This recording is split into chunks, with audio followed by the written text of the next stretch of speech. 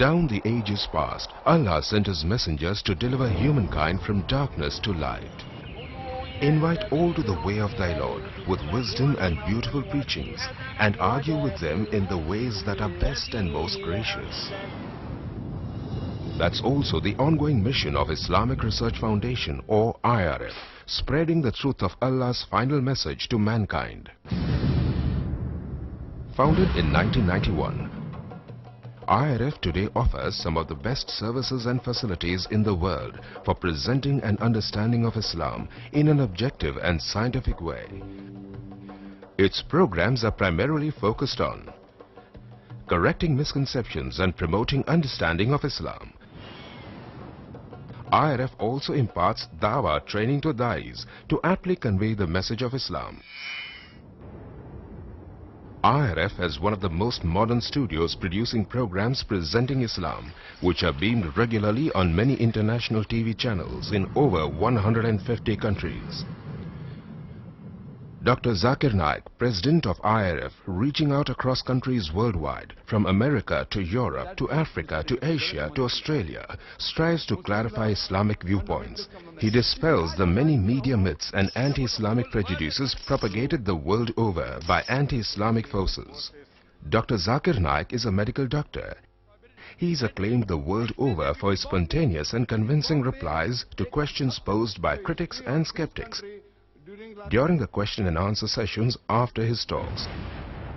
He is also renowned for his verbatim quotes with references from major religious scriptures of the world.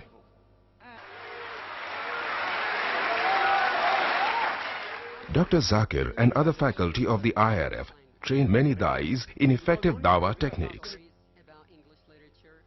IRF's website provides free Dawah training material for you to download and become an effective Da'i yourself. Dr. Zakir Naik's talks are available on audio and video, cassettes, CDs and DVDs the world over. IRF today is creating a change in the hearts and minds of millions of Muslims and non-Muslims worldwide towards a proper understanding and respect for Islam. Have a question or doubt about Islam and its teachings? Now you know one of the best resource centers to get convincing answers from is Islamic Research Foundation, 5658 Tandil Street, North Dongri, Mumbai 400009, India. Phone 2373-6875. Fax 9122-2373-0689. Email islam@irf.net. For more information, log on to our website www.irf.net.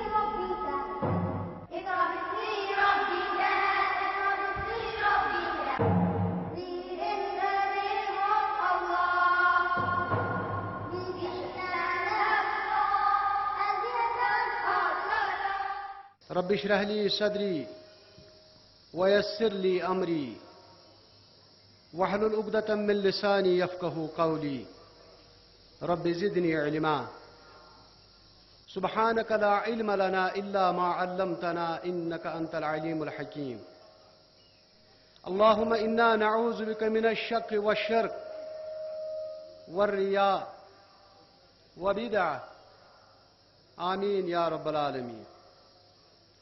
کم و بیش کور میں doctor صاحب نے your تشریف آوری برونہ اس کرو یہ بابرکت مجلس آغاز اور ڈاکٹر صاحب پنہ بچی ذکرہ شی ول recite few verses from the Holy Quran. Zikra, the doctor of Dr. Zakir Naik.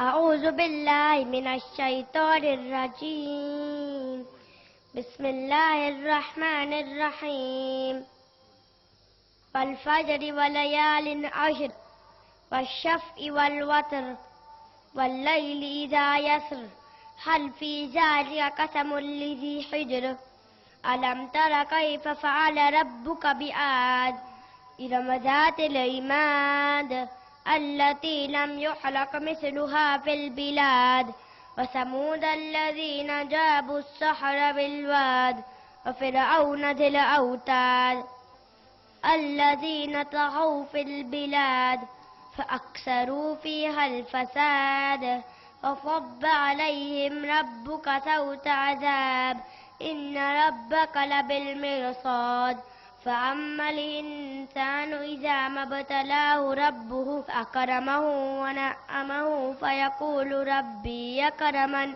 وأما إذا ما ابتلاه فقدر عليه رزقه فيقول ربي أهانن كلا بل لا تكرمون اليتيم ولا تحاضون على طعام المسكين وتأكلون التراث أكلا لما وتحبون المال حبا جما كلا إذا دكت الأرض دكا دكا وجاء ربك والملك صفا صفا وجيء يومئذ بجهنم يومئذ يتذكر الإنسان وأنى له الذكرى يقول يا ليتني قدمت لحياتي فيومئذ لا يعذب عذابه أحد ولا يوثق وثاقه أحد يا أيتها النفس المطمئنة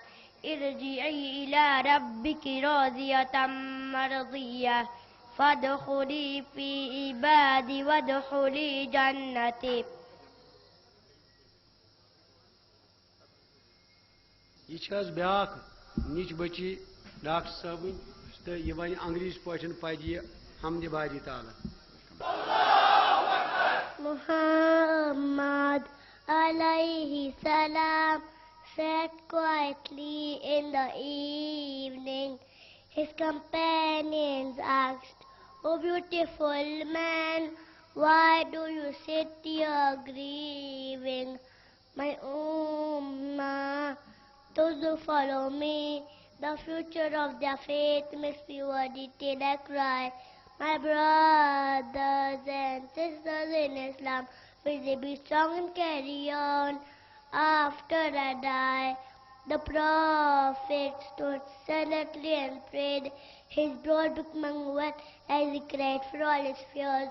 Oh Allah, don't let this nation fail. As he pleaded through the night, the earth around him filled with tears. My ummah, those who follow me, the future of their faith must be worthy till I cry. My brothers and sisters in Islam, will they be strong and carry on after I die?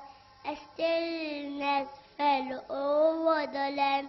Companions gathered near to where the Prophet laid. As Aisha, his wife, held tight to his hair, the Prophet spoke again before he passed away. My ummah, those who follow me, the future of their faith must be worthy till I cry. My brothers and sisters in Islam, will they be strong and carry on after I die? Believers, brothers and sisters in Islam, will we be strong and carry on until we die?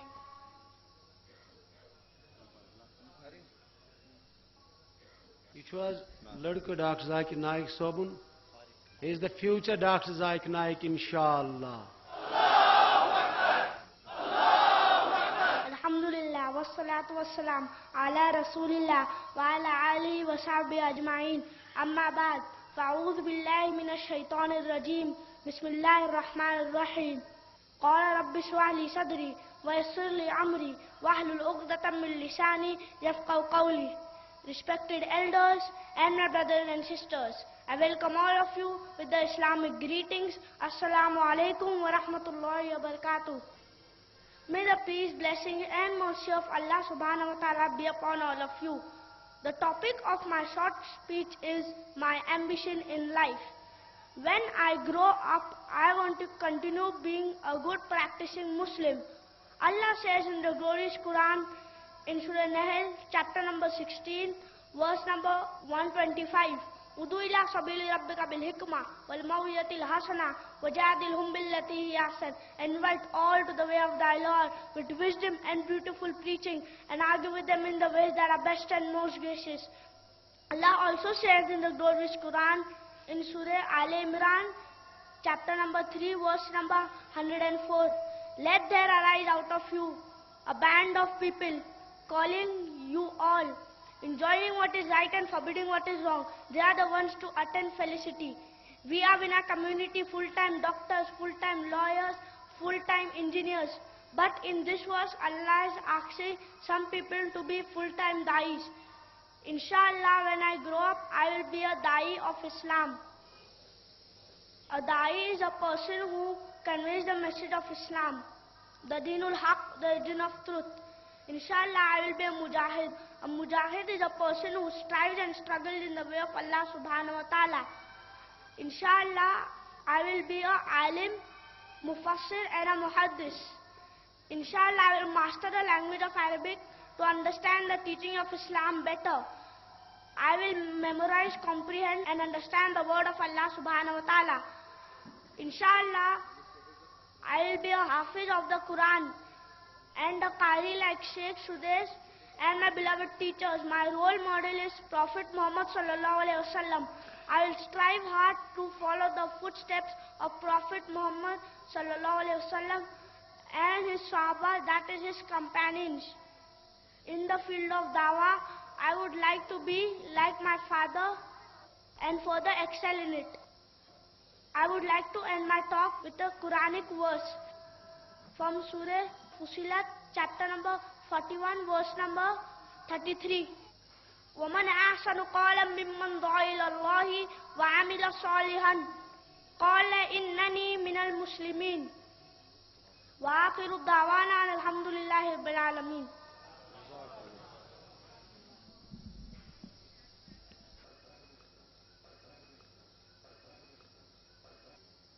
ہزاروں سال نرگس اپنی بے نوری پر روتی ہے، بڑی مشکل سے ہوتا ہے چمن میں دیدور پیدا۔ محترم مکرم عزیز مہمان،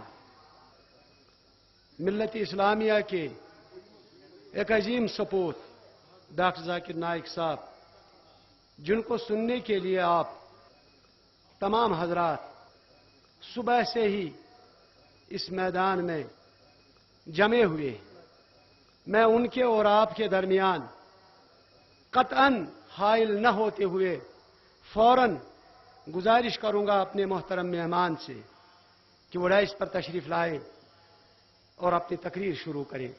محترم ڈاکٹر ذاکر نائک صاحب۔ الحمدللہ والصلاة والسلام علی رسول اللہ وعلی آلہ وصحبہ اجمعین، اما بعد، اعوذ باللہ من الشیطان الرجیم، بسم اللہ الرحمن الرحیم۔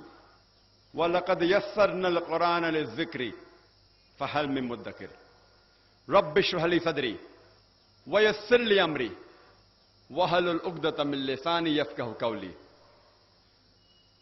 میرے محترم بزرگ،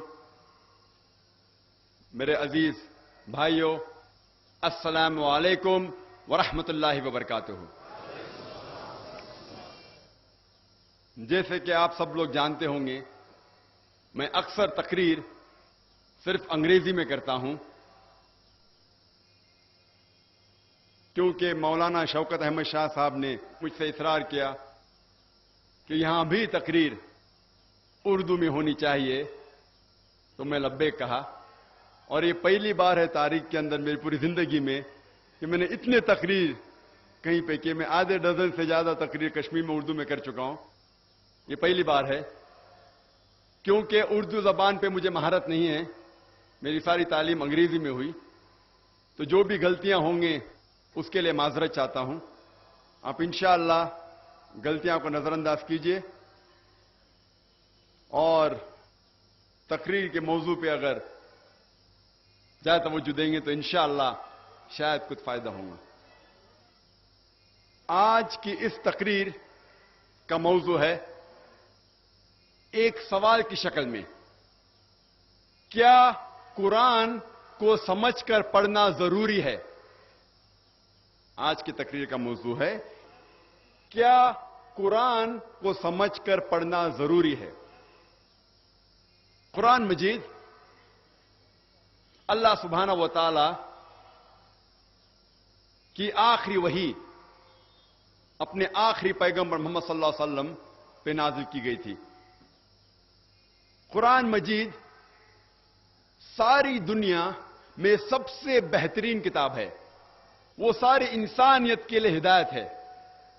قرآن مجید حکمت کا فوارہ ہے، حکمت کا جھرنا ہے، اور جو لوگ نہیں مانتے ان کے لیے چیتونی ہے، ان کے لیے سختی ہے، اور جو لوگ بھٹکے ہیں ان کو سیدھی راہ دکھاتی ہے قرآن مجید.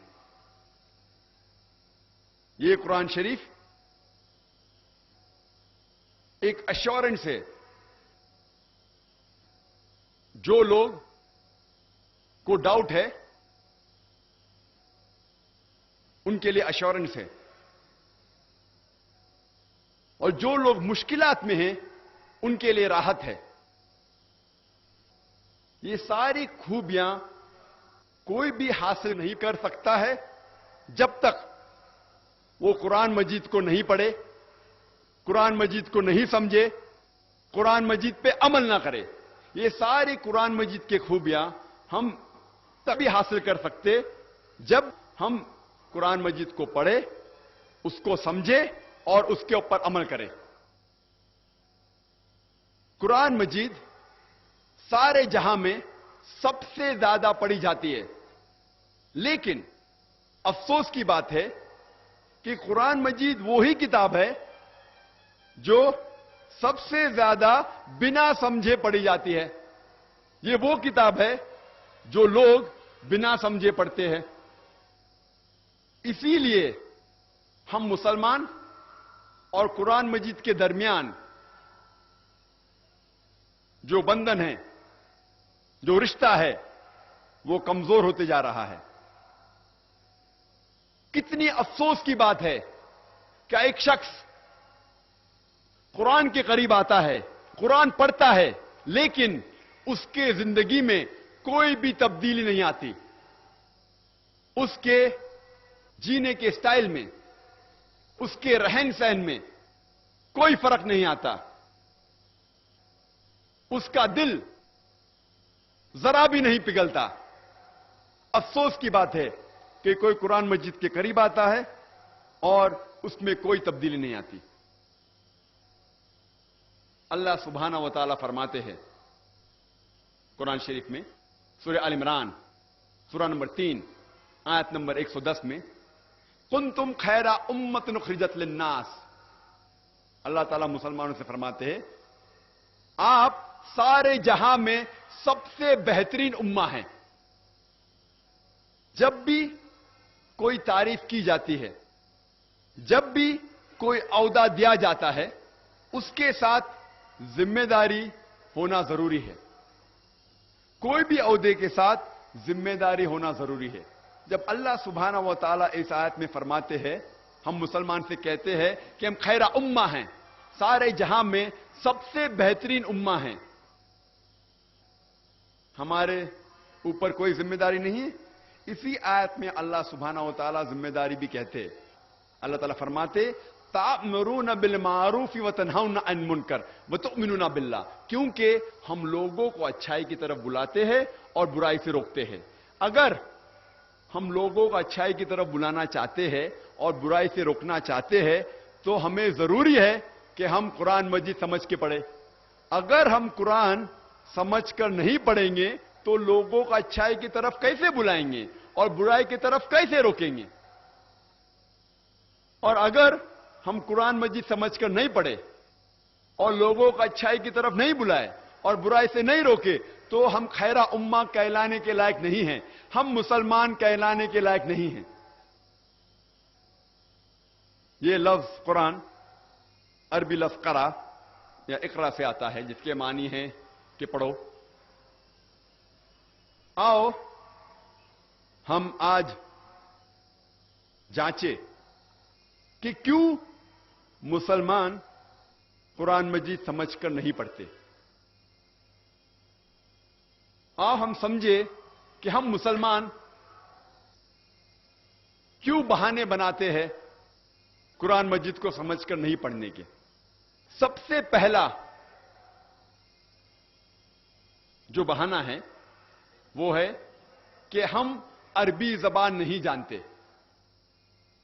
یہ حقیقت ہے کہ ساری دنیا میں 20% سے زیادہ مسلمان ہیں۔ سارے دنیا میں 125 کروڑ سے زیادہ مسلمان ہیں، لیکن لگ بھگ صرف 15% مسلمان عرب ہیں جن کی مادری زبان عربی ہے، اور عرب مسلمان کے علاوہ چند مسلمان عربی زبان جانتے ہیں۔ اس کے معنی 80% سے زیادہ مسلمان عربی زبان نہیں سمجھتے۔ جب بھی کوئی بچہ پیدا ہوتا ہے، ماں کے پیٹ کے باہر نکلتا ہے، ماں کے پیٹ میں سے نکلتا ہے، وہ کوئی بھی زبان نہیں جانتا۔ وہ سب سے پہلے اپنی مادری زبان، اپنی ماں کی زبان سیکھتا ہے تاکہ وہ گھر والوں سے گفتگو کر سکے۔ اس کے بعد وہ محلے کی زبان سیکھتا ہے تاکہ وہ محلے والے سے گفتگو کر سکے۔ پھر جب وہ تعلیم حاصل کرتا ہے اسکول میں یا کالج میں، جس زبان میں تعلیم حاصل کرتا ہے اس زبان کو سیکھتا ہے۔ ہر انسان کم از کم 2 یا 3 زبان سمجھ سکتا ہے۔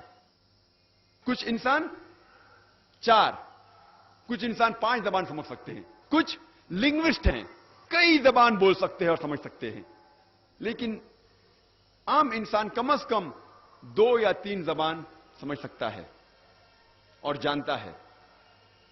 کیا ہمیں ضروری نہیں کہ ہم وہ زبان سمجھے؟ اللہ سبحانہ و تعالیٰ نے جس زبان میں آخری پیغام انسانیت کے لیے پیش کیے، کیا ہمیں ضروری نہیں کہ ہم عربی زبان جانیں؟ اور عمر کبھی بھی کوئی بھی اچھے کام کے لیے رکاوٹ نہیں ہے۔ میں آپ کو مثال پیش کرنا چاہتا ہوں ڈاکٹر مورس بکیل کی۔ ڈاکٹر مورس بکیل ایک کرسچن تھے، عیسائی تھے۔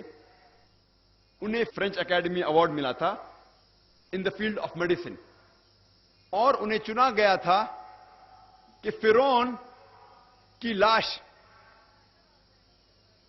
جو بچ گئی تھی اور جو لوگ نے ڈھونڈا 19ویں صدی میں، اسے میوزیم میں رکھا گیا تھا ایجپٹ کے، تو ڈاکٹر مورس بکیل کو چنا گیا تھا اس لاش کے اوپر تحقیق کرنے کو۔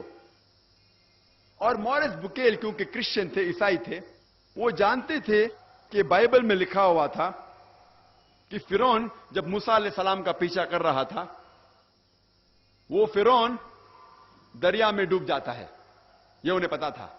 لیکن جب ڈاکٹر مورس بکیل عرب ممالک کا دورہ کر رہے تھے، وہاں ایک عرب نے کہا کہ کچھ نئی بات نہیں کہ آپ نے فرعون کی لاش کو ڈھونڈ نکالا، کیونکہ اللہ سبحانہ و تعالیٰ فرماتے ہیں سورہ یونس میں، سورہ نمبر 10 آیت نمبر 92 میں، اللہ سبحانہ و تعالیٰ فرماتے کہ ہم فرعون کی لاش کو حفاظت سے رکھیں گے، محفوظ رکھیں گے، تاکہ ساری دنیا کے لیے وہ ایک نشانی بنے۔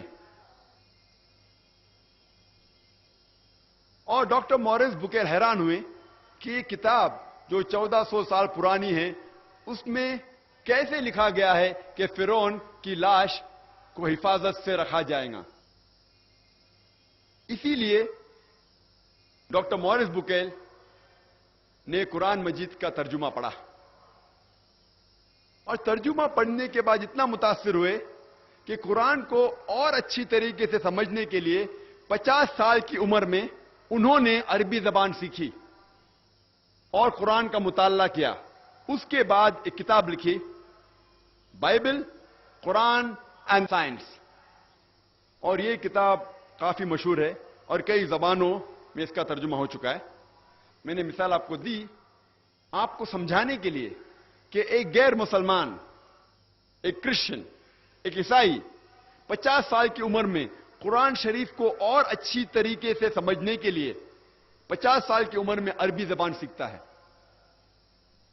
میں جانتا ہوں کہ ہم سب ڈاکٹر موریس بکیل کی طرح جذبہ نہیں رکھتے ہوں گے، لیکن اگر ہم عربی زبان نہیں جانتے تو کم از کم قرآن مجید کا ترجمہ تو پڑھ سکتے ہیں. مولانا عبد المجید دریابادی فرماتے ہیں کہ ساری دنیا میں سب سے مشکل کتاب جس کا ترجمہ ہو سکتا ہے وہ ہے قرآن مجید. قرآن مجید ساری دنیا میں سب سے مشکل کتاب ہے جس کا ترجمہ ہو سکتا ہے، کیونکہ قرآن مجید کی زبان اللہ سبحانہ و تعالیٰ کی طرف سے ہے اور ایک بہترین زبان ہے،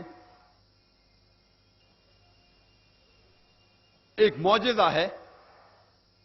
قرآن مجید کی ایک ہی آیت ایک انٹلیکچوئل، ایک ذہین آدمی کو متاثر کرتی ہے اور وہی آیت ایک عام آدمی کو متاثر کرتی ہے. یہ خوبی ہے قرآن مجید کی. اور کئی عربی الفاظ اس کے 50 سے زیادہ معنی ہوتے. ایک قرآن مجید کی آیت کے کئی معنی ہوتے. اسی لیے یہ اللہ سبحانہ و تعالیٰ کی آخری کتاب سب سے کٹھن کتاب ہے، سب سے مشکل کتاب ہے جس کا ترجمہ ہو سکتا ہے. لیکن اس کے باوجود الحمدللہ ثم الحمدللہ کئی علماء نے، کئی مفسرین نے قرآن مجید کا ترجمہ دنیا کے کئی زبانوں میں کیا. جتنے میجر لینگویجز ہے، جتنے سب سے زیادہ بولی جانے والی دنیا کے زبانیں ہیں، اس کے اندر الحمدللہ ثم الحمدللہ قرآن مجید کا ترجمہ ہو چکا ہے. اگر ہم عربی زبان نہیں جانتے، ہمارا فرض ہے کہ کم از کم ہم قرآن مجید کا ترجمہ پڑھیں، اس زبان میں پڑھیں جس زبان پہ آپ کو مہارت ہے. اگر آپ کو اردو پہ مہارت ہے تو قرآن مجید کا ترجمہ اردو میں پڑھیے. اگر آپ کو کشمیری پہ مہارت ہے تو کشمیری میں پڑھیے. اگر آپ کو انگریزی پہ مہارت ہے تو انگریزی میں پڑھیے. اگر آپ کو مراٹھی پہ مہارت ہے تو مراٹھی میں پڑھیے. لیکن کم از کم قرآن مجید کا ترجمہ ضرور پڑھیے. ہم مسلمان اکثر بہانے بناتے ہیں کہ ہم بہت بزی ہیں، ہم بہت مصروف ہیں. ہم مصروف ہیں ہمارے تجارت میں، ہم مصروف ہیں پڑھائی میں، اسکول میں، کالج میں، یونیورسٹی میں. ہم مصروف ہیں کیونکہ ہم کام پہ جاتے ہیں. ہمارے پاس قرآن مجید کا ترجمہ پڑھنے کے لیے ٹائم نہیں ہے. ہم سب یہ جانتے ہیں کہ جو بھی وقت ہم اسکول میں لگاتے ہیں یا کالج میں یا یونیورسٹی میں، ہم سینکڑوں کتابیں پڑھتے ہیں اور کئی کتابیں حفظ کر لیتے ہیں. ایگزامینیشن میں بیٹھنے کے پہلے کئی کتابیں ہم حفظ کر لیتے ہیں. کیا ہمارے پاس قرآن مجید پڑھنے کا ٹائم نہیں ہے؟ اگر آپ قرآن مجید پڑھیں گے، اس کا ترجمہ چند دنوں میں آپ پڑھ سکتے ہیں. لیکن محمد صلی اللہ علیہ وسلم فرماتے ہیں، حدیث ہے ترمذی کی، کہ جو کوئی 3 دن سے کم وقت میں قرآن مجید پڑھتا ہے وہ قرآن مجید کو سمجھ کے نہیں پڑھتا. تو اگر آپ سکون سے پڑھیں گے تو انشاءاللہ کم از کم 7 دن میں قرآن مجید کا ترجمہ پڑھ سکتے ہیں. اگر آپ روز ایک جز، ایک پارہ پڑھیں گے تو 1 مہینے میں آپ قرآن مجید ختم کر سکیں گے. اور جو ڈگری آپ حاصل کرتے ہیں اسکول جا کے، کالجز اور یونیورسٹیز جا کے یہ ڈگری آپ کو اس دنیا میں فائدہ پہنچا سکتی ہے, نہیں بھی پہنچا سکتی ہے. کیونکہ ہم جانتے ہیں کئی ڈگری والے بے کام ہیں, ان کے پاس کام نہیں ہے. لیکن اللہ سبحانہ و تعالی وعدہ دیتے ہیں کہ اگر آپ اس قرآن کو سمجھ کے پڑھیں گے تو آپ کو آخرت میں ہی نہیں لیکن اس دنیا میں بھی انشاءاللہ فائدہ ہوگا. اللہ تعالیٰ فرماتے سورہ بقرہ میں سورہ نمبر 2 آیت نمبر 1 اور 2, الف لام میم ذالک الکتاب لا ریب فیہ. الف لام میم, یہ وہ کتاب ہے جس میں کوئی شک نہیں جو تقوی رکھتے ہیں. اور اللہ تعالیٰ کئی آیت میں فرماتے کہ اس قرآن مجید میں آپ کے لیے کئی فائدے ہیں. مثال کے طور پہ اگر آپ کا کوئی قریب دوست فرانس سے آتا ہے اور آپ کے ساتھ کشمیر میں اس کشمیر کو دیکھنے کے لیے آتا ہے, کیونکہ وہ سنا ہوتا ہے کہ کشمیر دھرتی کے اوپر ایک جنت جیسی چیز ہے. جو جنت اللہ تعالیٰ قرآن میں ذکر کرتے ہیں وہ تو کئی اچھی ہے, لیکن اگر اس دنیا میں آپ جنت دیکھنا چاہتے ہیں تو کشمیر کی سیر کرو, کشمیر کو دیکھو. تو آپ کا ایک قریب دوست فرانس سے آتا ہے اور کشمیر کی سیر کرتے ہوئے اننت ناگ اسلام آباد بھی آتا ہے اور آپ کے ساتھ ایک ہفتے ساتھ میں گزارتا ہے, آپ کے گھر میں رہتا ہے, آپ کا بہت قریب دوست ہے. ایک ہفتے آپ کے ساتھ رہتا ہے, پھر کشمیر گھومتا ہے, پھر واپس چلے جاتا ہے. وہ دوست, اس کو فرینچ زبان پہ مہارت ہے, اردو زبان کچھ ٹوٹی پوٹی انداز سے آپ سے گفتگو کر لیتا ہے, لیکن اس کو مہارت ہے فرینچ میں. وہ جب اپنے گھر واپس لوٹ جاتا ہے, فرانس سے ایک خط لکھتا ہے آپ کو, لیکن فرینچ میں لکھتا ہے. آپ جب خط کھولتے ہیں, آپ کو فرینچ نہیں پتا, تو آپ کیا کرتے ہیں؟ آپ کو جب آپ کا قریب دوست فرینچ میں خط لکھے گا اور آپ کو اس کو پڑھنے نہیں آئے گا, آپ اس کو سمجھ نہیں سکیں گے, تو آپ کیا کریں گے؟ آپ کیا کریں گے؟ آپ کسی سے اس خط کا ترجمہ کریں گے. آپ ڈھونڈیں گے وہ شخص جو فرینچ جانتا ہے تاکہ وہ آپ کو اپنے دوست کا خط کا ترجمہ کر سکتا ہے. کیونکہ آپ جاننا چاہتے ہیں کہ آپ کے قریب دوست نے آپ کو خط میں کیا لکھا. آپ کوئی بھی حالت میں اس خط کا ترجمہ کریں گے اور جاننا چاہیں گے کہ آپ کے دوست نے آپ کو کیا لکھا. کیا آپ کا فرض نہیں ہوتا کہ آپ جاننا چاہیں گے آپ کے خالق, آپ کے رب اللہ سبحانہ و تعالی نے اپنے آخری پیغام قرآن مجید میں کیا لکھا ہے آپ کے لیے؟ آپ جب اپنے دوست کا خط ترجمہ کرنے کے لیے محنت کریں گے, کہ آپ کا فرض نہیں بنتا کہ آپ جانیں آپ کے خالق, آپ کے رب, آپ کے اللہ سبحانہ و تعالی نے آپ کے لیے کیا پیغام لکھا. ہمیں قرآن شریف کا ترجمہ کرنے کی ضرورت نہیں. الحمدللہ ثم الحمدللہ قرآن مجید کا ترجمہ ہو چکا ہے. آپ کو صرف ہدیہ پہ مارکیٹ میں جا کے لینا ہوگا. اور ساری جتنی اہم زبان ہیں ساری دنیا میں, الحمدللہ ان زبانوں میں قرآن مجید کا ترجمہ ہو چکا ہے. ہمیں قرآن مجید کا ترجمہ پڑھنا چاہیے وہ زبان میں جس زبان میں آپ کو مہارت ہے.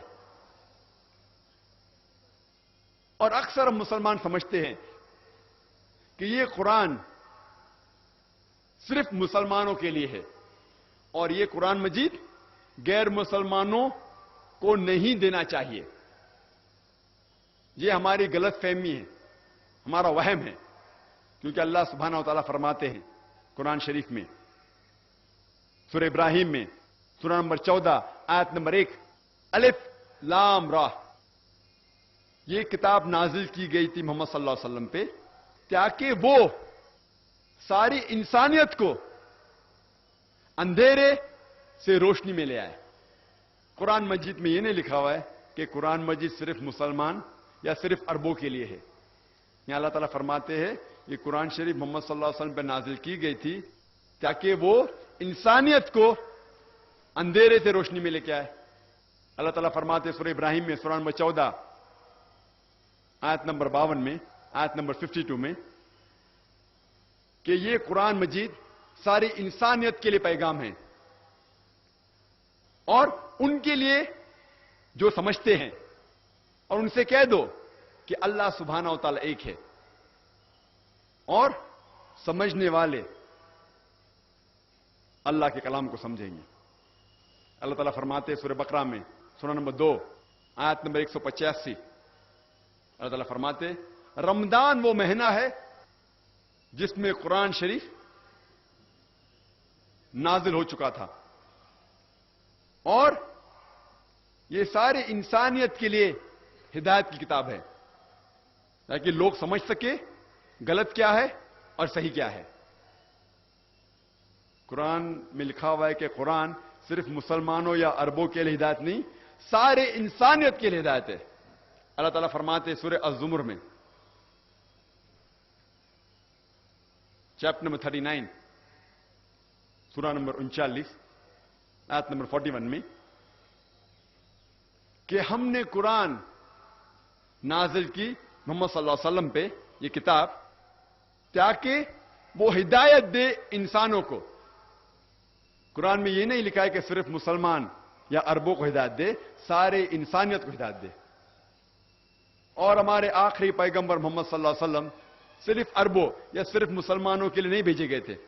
اللہ تعالیٰ فرماتے ہیں سورہ انبیاء میں سورہ نمبر 21 آیت نمبر 107 میں وما ارسلناک الا رحمت للعالمین، ہم نے تمہیں نہیں بھیجا لیکن صرف ایک رحمت ساری انسانیت کے لیے، سارے جہاں کے لیے. اللہ تعالیٰ فرماتے ہیں وما ارسلناک الا کافۃ للناس بشیرا و نذیرا، کہ ہم نے تم کو بھیجا ایک پیغمبر سارے انسانیت کے لیے تاکہ آپ لوگوں کو اچھائی کی طرف بلائے اور برائی سے روکے. لیکن اکثر لوگ اب بھی نہیں جانتے. ہمیں قرآن مجید کے ان آیتوں سے سمجھ میں آتا ہے کہ قرآن مجید اور محمد صلی اللہ علیہ وسلم ساری انسانیت کے لیے بھیجے گئے تھے، مسلمانوں کے لیے بھی اور غیر مسلمانوں کے لیے بھی.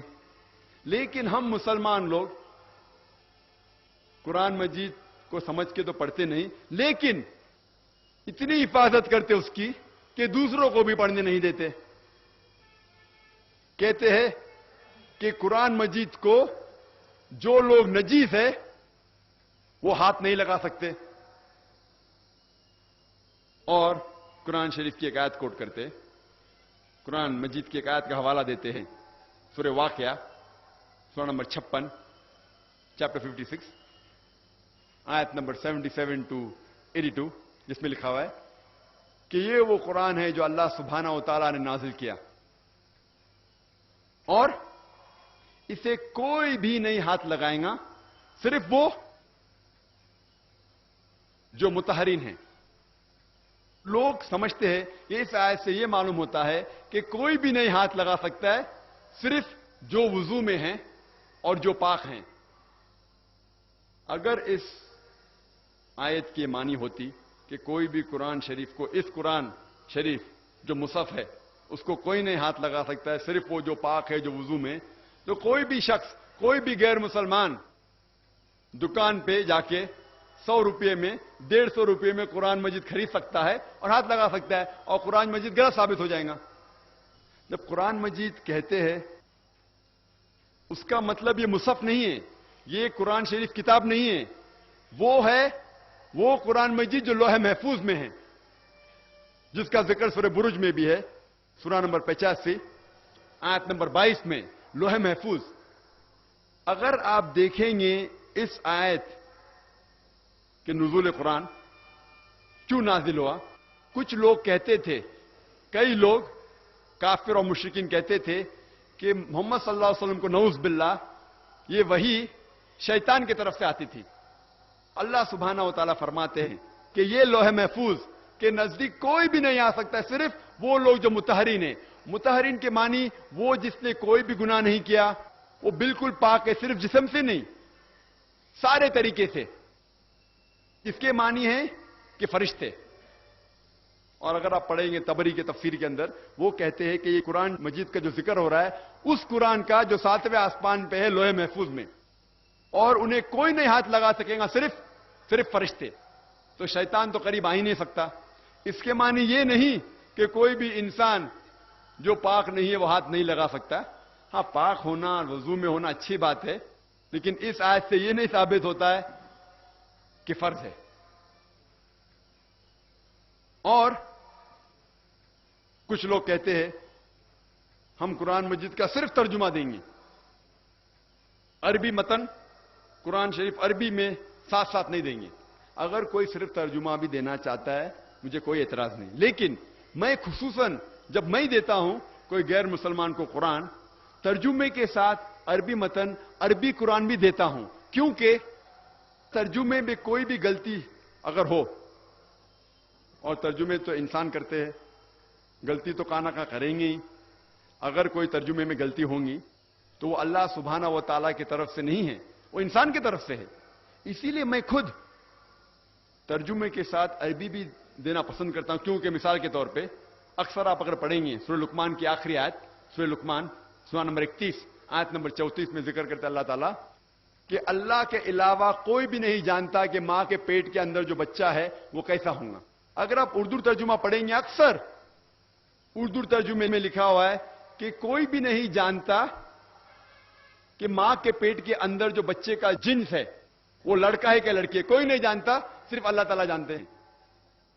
اور اگر کوئی غیر مسلمان پڑھیں گا، کیا قرآن شریف میں اللہ تعالیٰ فرماتے ہیں کہ اللہ کے علاوہ کوئی بھی نہیں جانتا ماں کے پیٹ کے اندر لڑکا ہے کہ لڑکی ہے. اور اگر وہ ذرا بھی سائنس کے بارے میں جانتا ہے وہ کہیں گا یہ غلط ہے، کیونکہ آج سائنس ایڈوانس ہو چکی ہے. الٹراسونوگرافی، ایمنیوسینٹس کے ذریعے آسانی سے ہمیں پتا چل سکتا ہے کہ ماں کے پیٹ کے اندر لڑکا ہے لڑکی ہے. اگر آپ عربی پڑھیں گے اس کے اندر لفظ جنس ہے ہی نہیں، اس میں صرف یہ لکھا ہوا ہے کہ کوئی بھی نہیں جانتا، صرف کوئی بھی نہیں جانتا ماں کے پیٹ کے اندر بچہ کیسا ہوگا، صرف اللہ تعالی کے علاوہ. کیسا ہوگا کہ مانی وہ ماں کے پیٹ کے باہر نکلنے کے بعد اچھا ہوگا یا برا ہوگا، معاشرے کے لیے فائدے مند ہوگا یا نقصان دار، وہ آخرت میں جنت جائے گا یا جہنم جائے گا، کوئی بھی نہیں جانتا. اور سارے ڈاکٹر سارے مشین بھی اکٹھا کریں گے تو کوئی بھی یہ نہیں کہہ سکے گا کہ وہ لڑکا وہ بچہ جنت میں جائیں گا جہنم میں جائیں گا. تو اس میں غلطی ہے ترجمے کرنے والے کی. تو اسی لیے میں خصوصاً چاہتا ہوں کہ جب بھی ترجمہ دے غیر مسلمان کو تو عربی کے ساتھ دے، تو ہم کہہ سکتے ہیں کہ عربی کے اندر یہ غلطی نہیں ہے، یہ ترجمہ کرنے والے کی غلطی ہے. اور جو لوگ کہتے ہیں کہ اگر آپ عربی قرآن غیر مسلمان کو دیں گے اور آپ کو سزا ملیں گی، تو میں کہتا ہوں کوئی حرج نہیں. اگر اللہ تعالیٰ مجھے ذمہ دار ٹھہرائیں گے عربی قرآن کوئی غیر مسلمان کو دینے کے لیے، تو میں میرے آخری رسول محمد صلی اللہ علیہ وسلم کے ساتھ ہوں گا. کیونکہ محمد صلی اللہ علیہ وسلم کی سیرت سے میں یہ معلوم ہوتا ہے کہ محمد صلی اللہ علیہ وسلم نے غیر مسلمان بادشاہوں کو خط لکھوائے، صحابہ سے کہا کہ خط لکھو، اور اس خط میں قرآن کے آیت بھی لکھوائے.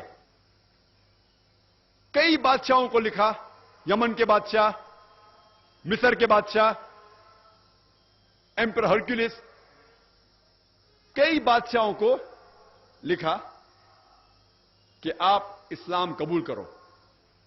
اور اس خط کے اندر صحاباؤں کے ذریعے قرآن کی آیت بھی لکھی، اور کئی بادشاہوں نے الحمدللہ اسلام قبول کیا. کئی بادشاہوں نے خط کو پھاڑ دیا اور پیر کے نیچے مسئلہ. ایسا ایک خط موجود ہے کوپٹا کی میوزیم میں، جس کے اندر اللہ کے رسول سورہ عمران سورہ نمبر 3 آیت نمبر 64 لکھواتے ہیں، جس میں ذکر ہے کل یا اہل کتاب، کہو اہل کتاب سے، تعالوا الی کلمۃ سواء بین بینکم، آؤ اس بات کی طرف جو آپ اور ہم میں یکساں ہے. سب سے پہلی بات ہے اللہ نعبد الا اللہ، کہ اللہ سبحانہ و تعالی ایک ہے. ولا نشرک بہ شیئا، اللہ کے ساتھ کسی کو شریک نہ کرے. ولا نشرک بہ شیئا ولا یتخذ بعضنا بعضا اربابا من دون اللہ، ہم آپ اور ہم میں سے اللہ کے علاوہ کسی کو رب نہ بنائیں. فَإِن تَوَلَّوْا فَقُولُوا اشْهَدُوا بِأَنَّا مُسْلِمُونَ، اگر وہ پھر بھی نہیں مانے تو آپ شہادت دو کہ ہم مسلم ہیں. یہ قرآن مجید کی آیت سورہ عمران سورہ نمبر 3 آیت نمبر 64 میں ہمیں ایک طریقہ دکھاتا ہے کس طریقے سے غیر مسلمانوں سے گفتگو کرنا چاہیے، بات چیت کرنا چاہیے، کس طریقے سے دعوت دینا چاہیے. اگر اللہ سبحانہ و تعالیٰ مجھے ذمہ دار ٹھہرائیں گے تو میں محمد صلی اللہ علیہ وسلم کے ساتھ ہوں گا. اور میں آپ سے ایک سوال پوچھنا چاہتا ہوں. آج دنیا میں لگ بھگ 1.5 کروڑ عرب ہیں جو کرسچن ہیں، کاپٹک کرسچن ہیں. 1.5 کروڑ، 150 لاکھ لگ بھگ عرب ہے جو کرسچن ہیں، عیسائی ہیں، جنم سے عیسائی ہیں، سینکڑوں سالوں سے عیسائی ہے. میں آپ سے یہ پوچھنا چاہتا ہوں یہ عرب عیسائی کو آپ کون سا ترجمہ دیں گے؟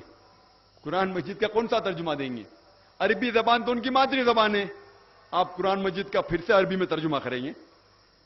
آپ اصل نسخہ دیں گے قرآن مجید کا، اصل نسخہ دیں گے عربی میں؟ اسی لیے میں کہتا ہوں کہ ہمارا فرض ہے کہ ہم قرآن مجید پڑھیں، سمجھے، عمل کرے اور باقی لوگوں کو قرآن کا پیغام پھیلائے. اکثر کئی مسلمان کہتے ہیں یہ قرآن مجید صرف عالم لوگ، صرف عالم علماء قرآن شریف کو سمجھ کے پڑھنا چاہیے. یہ قرآن مجید ایسی کٹن کتاب ہے، ایسی مشکل کتاب ہے کہ صرف عالم لوگ سمجھ سکتے ہیں، عام آدمی اسے نہیں سمجھ سکتا. کئی مسلمان کہتے ہیں کہ قرآن مجید کو سمجھنے کا کام صرف علماء کا ہے، صرف عالموں کا ہے، عام آدمی نہیں سمجھ سکتا. میں نے تقریر ایک قرآن مجید کی آیت سے کی جو کم از کم ایک ہی سورے میں اللہ سبحانہ و تعالی 4 دفعہ دہراتے ہیں. اللہ تعالیٰ فرماتے سورہ قمر میں سورہ نمبر 54، سورہ نمبر 54 اللہ تعالیٰ فرماتے آیت نمبر 17 میں، آیت نمبر 22 میں، آیت نمبر 32 میں اور آیت نمبر 40 میں وَلَقَدْ يَسَّرْنَا الْقُرْآنَ لِلذِّكْرِ فَهَلْ مِن مُدَّكِرٍ، ہم نے قرآن آپ کے لیے آسان بنایا، آپ سمجھ سکے اسے، آپ اسے یاد رکھ سکے. وَلَقَدْ يَسَّرْنَا الْقُرْآنَ لِلذِّكْرِ فَهَلْ مِن مُدَّكِرٍ، ہم نے یہ قرآن مجید آپ کو سمجھنے کے لیے آسان بنایا. آپ میں سے کون شخص اس کی بات نہیں مانیں گے؟ جب اللہ سبحانہ و تعالی کئی آیتوں میں فرماتے ہیں کہ ہم نے قرآن آپ کو سمجھنے کے لیے آسان بنایا، آپ اللہ تعالیٰ کی بات مانیں گے یا وہ مسلمان کی جو کہتے صرف علماء کے لیے ہے؟ اور اللہ سبحانہ و تعالیٰ کئی آیت میں فرماتے ہیں سورہ بقرہ میں بھی لعلکم تعقلون، پھر آپ نہیں سمجھو گے؟ یعنی اللہ تعالیٰ چاہتا ہے کہ آپ قرآن مجید سمجھ کے پڑھو، لیکن اللہ سبحانہ و تعالیٰ اس کے ساتھ میں یہ بھی فرماتے ہیں سورہ نحل میں سورہ نمبر 16 آیت نمبر 43 میں اور سورہ انبیاء سورہ نمبر 21 آیت نمبر 7 میں اللہ تعالیٰ فرماتے فَاسْأَلُوا أَهْلَ الذِّكْرِ إِن كُنتُمْ لَا تَعْلَمُونَ، اگر آپ نہیں کچھ چیز کو سمجھتے ہیں تو ان سے پوچھئے جس کے پاس علم ہے. اگر آپ قرآن مجید کا ترجمہ پڑھ رہے ہیں اور چند آیت آپ کو نہیں سمجھ میں آتی تو اللہ تعالیٰ فرماتے ہیں فَاسْأَلُوا أَهْلَ الذِّكْرِ إِن كُنتُمْ لَا تَعْلَمُونَ، اگر آپ کو نہیں سمجھ میں آتا ہے تو ان سے پوچھئے جن کے پاس علم ہے. اگر آپ قرآن مجید کی آیت پڑھتے ہیں جس کے اندر سائنس کا ذکر ہے، آپ کس سے پوچھیں گے؟ آپ اگر قرآن مجید کی آیت پڑھتے ہیں جس میں ذکر ہے سائنس کے بارے میں، آپ کس سے پوچھیں گے؟ حجام سے پوچھیں گے؟ موچی سے پوچھیں گے؟ آپ پوچھیں گے سائنٹسٹ سے، کیونکہ سائنس کے میدان میں عالم ہیں. اگر قرآن مجید کوئی بیماری کے بارے میں ذکر کر رہا ہے تو آپ کس سے پوچھیں گے؟ آپ ڈاکٹر سے پوچھیں گے, کیونکہ ڈاکٹر میڈیسن کے فیلڈ میں, بیماری کے میدان میں ماہر ہے. اگر آپ جاننا چاہتے نزول قرآن یہ آیت کب نازل ہوئی تو آپ پوچھیں گے اس عالم سے جو دارالعلوم میں 7 سال یا 14 سال پڑھا ہوا ہے. تو قرآن شریف میں یہ ذکر آتا ہے کہ ان سے پوچھئے جو اس میدان کا عالم ہے. اگر آپ قرآن شریف پڑھتے ہیں, آپ کچھ سمجھ میں نہیں آتا ہے تو ان سے پوچھئے جس کے پاس اس کے بارے میں علم ہے. میں آپ کو ایک مثال دینا چاہتا ہوں. کچھ 20 سال پہلے کچھ عرب تھے جو قرآن مجید میں جتنی بھی آیت ہے جو ایمبریولوجی کے بارے میں ذکر کر رہی ہے. ایمبریولوجی کا مطلب کہ ماں کے پیٹ کے اندر کیسا بچہ بڑا ہوتا ہے, اسے کہتے ہیں انگریزی میں ایمبریولوجی. تو جتنی بھی آیت کے اندر ذکر ہوتا ہے ماں کے پیٹ کے اندر کس طریقے سے بچہ بڑا ہوتا ہے, اسے کہتے ہیں ایمبریولوجی. اس کی ساری آیتوں کا ترجمہ لے کے وہ جاتے پروفیسر کیت مور کے پاس. اور اس وقت کیت مور ساری دنیا کے سب سے ماہر ایمبریولوجسٹ تھے. وہ head of the department of anatomy in the university of Toronto, Canada کے تھے. وہ غیر مسلمان تھے, عیسائی تھے, لیکن اللہ تعالیٰ فرماتا ہے ان سے پوچھے جو ماہر ہے, بھلے مسلمان ہے غیر مسلمان ہے. تو یہ عرب انہیں قرآن مجید کا ترجمہ پیش کرتے جس میں ذکر آتا ہے کس طریقے سے ماں کے پیٹ کے اندر بچہ بڑا ہوتا ہے. اور جب وہ ترجمہ پڑھتے ہیں کئی آیتوں کا, پروفیسر کیت مور کہتے ہیں کہ اکثر جتنی بھی آیت قرآن مجید میں ہیں وہ ابھی ماڈرن ایمبریولوجی سے بالکل ملتی جلتی ہے, لیکن چند آیتیں ہیں جس کے بارے میں نہیں کہہ سکتا ہوں کہ صحیح ہے. میں یہ بھی نہیں کہہ سکتا ہوں کہ غلط ہے کیونکہ میں خود نہیں جانتا.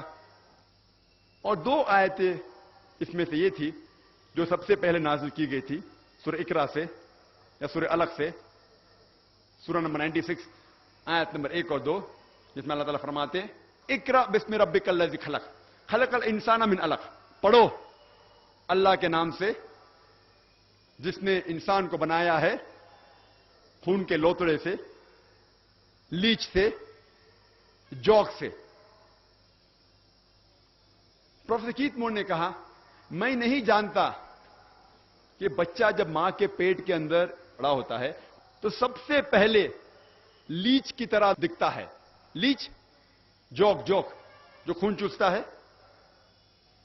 تو پروفیسر کیت مور اپنے لیبارٹری کے اندر گئے اور ایک بہت پاورفل مائکروسکوپ کے اندر دیکھا کہ ماں کے پیٹ کے اندر جو بچہ انیشیل سٹیج جو ہوتا ہے ایک دم پہلی منزل کو مائکروسکوپ کے اندر دیکھتے ہیں اور جوک کی تصویر سے ملاتے ہیں اور حیران ہو جاتے ہیں کہ ہو بہو دونوں ایک دم یکساں ہے. اور جب انہیں لگ بھگ 80 سوال پوچھے گئے ایمبریولوجی کے بارے میں تو انہوں نے کہا اگر آپ یہ سوال مجھے 30 سال پہلے پوچھے ہوتے, یعنی آج سے 50 سال پہلے, تو میں 50% سے زیادہ اس کے جواب نہیں دے سکتا تھا, کیونکہ ایمبریولوجی ایک ایسا سبجیکٹ ہے میڈیسن کا, ایک ایسا برانچ ہے جو ابھی چند سالوں میں کچھ ترقی کیا.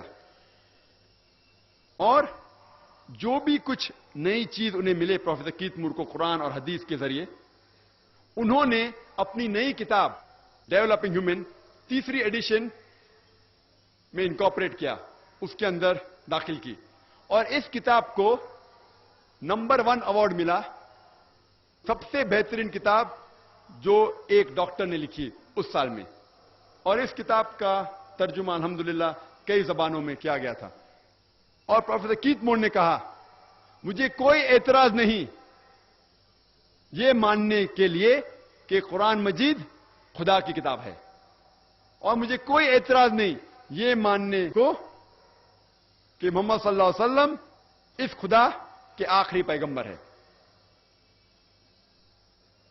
اس مثال سے ہمیں یہ معلوم ہوتا ہے کہ جب بھی آپ کو نہیں پتا ان سے پوچھئے جو اس فیلڈ, اس میدان کا ماہر ہے. جب بھی آپ کوئی مشینری خریدتے ہیں تو اس کے ساتھ آتا ہے انسٹرکشن مینیول किस तरीके से मशीन को इस्तेमाल करना चाहिए। जब हम टेप रिकॉर्डर खरीदते, हम वीडियो कैसेट रिकॉर्डर खरीदते हैं, हम कंप्यूटर खरीदते हैं, उसके साथ आता है इंस्ट्रक्शन मैन्युअल, किस तरीके से मशीन को इस्तेमाल किया जाना चाहिए।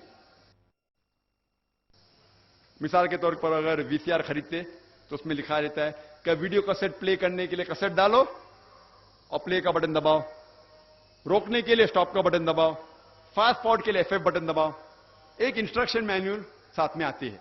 अगर आप मुझे इजाजत देंगे कि इंसान को मशीन कहने के लिए हमें यह मानना पड़ेगा कि सबसे कठिन, सबसे मुश्किल मशीन इंसान है, सबसे पेचीदा मशीन इंसान है, क्या इस मशीन के लिए कोई इंस्ट्रक्शन मैन्युअल की जरूरत नहीं, कोई किताब की जरूरत नहीं। इस मशीन की किताब है अल्लाह का आखिरी कलाम कुरान मजीद। इस कुरान मजीद में लिखा हुआ है किस तरीके से इस मशीन की हिफाजत करना चाहिए, किस तरीके से इस मशीन को चलाना चाहिए, इस मशीन के लिए क्या क्या फायदे हैं। हर मशीन के साथ एक किताब आती है। इस मशीन इंसान की किताब है अल्लाह का आखिरी कलाम कुरान। और जब भी आप कोई मशीन खरीदते हैं, अगर आप जापानीज मशीन खरीदते हैं और जापानीज कैटलॉग आएगा, आप पढ़ नहीं सकते, आप क्या करते, आप बोलते दुकान वाले से हमें हिंदी कैटलॉग दीजिए, उर्दू कैटलॉग दीजिए तो क्या हम समझ सके। भले मैं जापानीज मशीन इस्तेमाल करता हूं, लेकिन मैं अंग्रेजी कैटलॉग लेता हूं साथ में, क्योंकि मैं जापानीज नहीं समझता हूं। तो अगर आप अरबी कुरान मजीद नहीं समझ सकते तो कम से कम इस कुरान मजीद का तर्जुमा पढ़ो और समझो और इस मशीन को सही तरीके से इस्तेमाल करो। मैं एक मिसाल पेश करना चाहता हूं आपसे, एक चुटकुला, एक लतीफा। जब मोटर कार हिंदुस्तान में सबसे पहली बार आई थी तो लोगों को मोटर गाड़ी चलाने नहीं आता था, तो कंपनी क्या करती थी, मोटर गाड़ी के साथ ड्राइवर भी देती थी। लोग को गाड़ी चलाने नहीं आता है, खरीद के क्या करेंगी, तो कंपनी मोटर गाड़ी के साथ ड्राइवर भी देती थी। तो एक हैदराबाद के नवाब, बहुत अमीर, एक बार एक मोटर गाड़ी खरीदते हैं, तो उसके साथ में कंपनी उनको ड्राइवर भी देती है। तो एक सुबह नवाब साहब उठते हैं और ड्राइवर से कहते हैं, ड्राइवर मोटर गाड़ी तैयार करो, मुझे मेरी बेगम साहिबा को शॉपिंग के लिए लेके जाने का, शॉपिंग के लिए। तो ड्राइवर कहता है, नवाब साहब गाड़ी खराब हो गई। नवाब साहब तेज में आके कहते, गाड़ी कोई भी हालत में फौरन तैयार करो, मुझे मेरी बेगम साहिबा को शॉपिंग के लिए लेके जाने का है। तो ड्राइवर नवाब साहब से कहता है कि गाड़ी को सही करने के लिए मुझे जरूरत है 10 किलो घी की, असल घी, 20 किलो शहद, 30 लीटर दूध और 40 किलो चावल, वो भी बासमती चावल। तो नवाब साहब 10 किलो असल घी देते हैं, 20 किलो शहद देते हैं, 30 लीटर दूध देते हैं और 40 किलो चावल, बासमती चावल देते हैं। वो ड्राइवर सब चीज लेता है, अपनी बेगम साहिबा को दे देता है और 15 मिनट में गाड़ी फिर से अच्छी हो जाती है। मैं आपसे ये पूछना चाहता हूं, आज की तारीख में अगर आपका ड्राइवर कहेगा कि मुझे गाड़ी सही करने के लिए 10 किलो घी चाहिए, 20 किलो शहद चाहिए, 30 लीटर दूध चाहिए, 40 किलो बासमती चावल चाहिए, तो आप क्या करेंगे? क्या करेंगे? क्या करेंगे? हाँ, नहीं देंगे। क्या करेंगे? मारेंगे। कोई कहता है नहीं देंगे, कोई क्या पीटेंगे, कोई क्या लात मार के भगा देंगे। क्यों? भले हम गाड़ी रिपेयर करना नहीं जानते, लेकिन कम से कम इतना तो जानते हैं कि गाड़ी दूध से नहीं चलती, चावल से नहीं चलती, गाड़ी शहद से नहीं चलती। हम भले मैकेनिक नहीं है, लेकिन हमारे पास गाड़ी का कम से कम इतना इल्म तो है कि वो चावल से नहीं चलती, दूध से नहीं चलती, शहद से नहीं चलती, घी से नहीं चलती। इसी तरीके से अगर हर मुसलमान कुरान को कम से कम समझ के पढ़े, भले हम आलिम नहीं हैं, तो कोई भी मौलाना, कोई भी आलिम आपको घुमाएगा नहीं। आज के माहौल में आप देखते मुसलमान फिरकों में बटे हुए, ये आलिम वो कहता है, ये आलिम ये कहता है, ये आलिम वो कहता है, ये मौलाना ये कहता है। अगर हम मुसलमान कुरान मजीद को समझ के पढ़े तो कोई भी मौलाना आपको घुमाएगा नहीं, कोई भी मौलाना आपको गुमराह नहीं करेगा। ये आज मुसलमानों की हालत جو ہے سب جگہ مسلمان پیٹے جا رہے کیونکہ ہم قرآن مجید سمجھ کے نہیں پڑھتے. اگر ہم قرآن مجید سمجھ کے پڑھے اور اکٹھا ہوں گے تو انشاءاللہ ہم مسلمانوں کے بیچ کوئی فرقہ نہیں ہوگا. اللہ تعالیٰ فرماتے سورہ عمران میں سورہ نمبر 3 آیت نمبر 103 میں وَاعْتَصِمُوا بِحَبْلِ اللَّهِ جَمِيعًا وَلَا تَفَرَّقُوا. آپ اللہ کی رسی کو مضبوطی سے پکڑیے اور آپس میں فرقے مت بنائیے. اللہ کی رسی کیا ہے؟ قرآن مجید. اللہ کی رسی ہے قرآن مجید اور محمد صلی اللہ علیہ وسلم کی صحیح حدیث. اگر ہم قرآن مجید اور صحیح حدیث کو مضبوطی سے پکڑیں گے اور آپس میں فرقے نہیں بنائیں گے انشاءاللہ ہم پھر سے دنیا کی اونچائی پہ پہنچیں گے انشاءاللہ. اور کئی لوگ ہیں جو یہ بھی کہتے ہیں کہ قرآن مجید کو عربی میں پڑھنا بالکل ضروری نہیں ہے, صرف ترجمہ پڑھو کافی ہے. یہ اس طرف جا رہے ہیں. ایک مسلمان اس طرف جا رہے جو قرآن مجید کو سمجھ کے پڑھو ہی مت, اور دوسرے طرف جو بہت ماڈرن مسلمان ہیں بولتے عربی میں پڑھ کے فائدہ کیا ہے. اللہ تعالیٰ فرماتے سورہ نساء میں سورہ نمبر 4 آیت نمبر 171 لا تغلوا فی دینکم. آپ دین کے اندر جاستی مت کیجئے, مطلب دائرے کے باہر مت جائیے, دائرے میں رہیے. Do not commit excesses. عربی پڑھنے کے بھی فائدے ہیں. اللہ تعالیٰ فرماتا ہے سورہ عنکبوت میں سورہ نمبر 29 آیت نمبر 45 اللہ تعالیٰ فرماتے اتلو ما اوحی الیک من الکتاب. آپ پڑھو اس آیت کو جو اللہ تعالیٰ نے نازل کی اس کتاب میں. یعنی پڑھنا بھی عربی میں آپ کو فائدے پہنچائیں گا. اللہ کے نبی محمد صلی اللہ علیہ وسلم فرماتے ہیں حدیث ترمذی کی حدیث نمبر 1003 جو اللہ کے رسول فرماتے ہیں کہ جو کوئی ایک حرف قرآن شریف کا پڑھتا ہے اسے 10 ثواب ہے. اللہ ایک حرف نہیں, الف ایک حرف ہے, لام ایک حرف ہے, ہاں ایک حرف ہے. اگر آپ اللہ کہیں گے تو آپ کو 30 ثواب ملیں گا. عربی قرآن پڑھنے کے بھی ثواب ہے, لیکن یہ 10 ثواب ہم اتنے غلطیاں کرتے ہیں, ہر روز اتنے گناہ کرتے ہیں کہ 10 ثواب کافی ہے ہمیں جنت لے کے جانے کے لیے. یہ 10 ثواب کافی ہے, ہمیں اور ثواب چاہیے. اگر آپ قرآن شریف پڑھیں گے اور سمجھیں گے اور عمل کریں گے تو سینکڑوں گنا زیادہ ثواب ملیں گے آپ پہ. حدیث میں آتا ہے ابن ماجہ کی چیپٹر نمبر 16 حدیث نمبر 219 جو اللہ کے رسول کہتے ہیں یا ابو در تم اگر ایک آیت کو سمجھو گے وہ 100 رکعت نفل سے بہتر ہے. اللہ کے رسول فرماتے یا ابو در تم اگر ایک قرآن کی آیت کو سمجھو گے وہ 100 رکعت صلاح نوافل صلاح سے بہتر ہے. اور ایک رکعت میں کم از کم سورہ فاتحہ تو پڑھنا چاہیے آپ کو, کم از کم 7 آیتیں ہیں. 100 رکعت میں کم از کم 700 آیتیں ہیں. تو اللہ کے رسول فرماتے ایک آیت کو سمجھ کے پڑھنا, سمجھنا 700 آیت کی تلاوت کرنے سے بہتر ہے. یعنی سمجھنا 700 گنا صرف تلاوت سے بہتر ہے. اللہ کے رسول فرماتے ابن ماجہ میں, اور یہ صحیح حدیث ہے. ہم لوگ سے پوچھتے ہیں قرآن شریف کیوں نازل کیا گیا, تو لوگ کہتے جب اوپننگ سرمنی ہوتی نا, اوپننگ سرمنی آفس کی, تو قرآن شریف پڑھنے کا.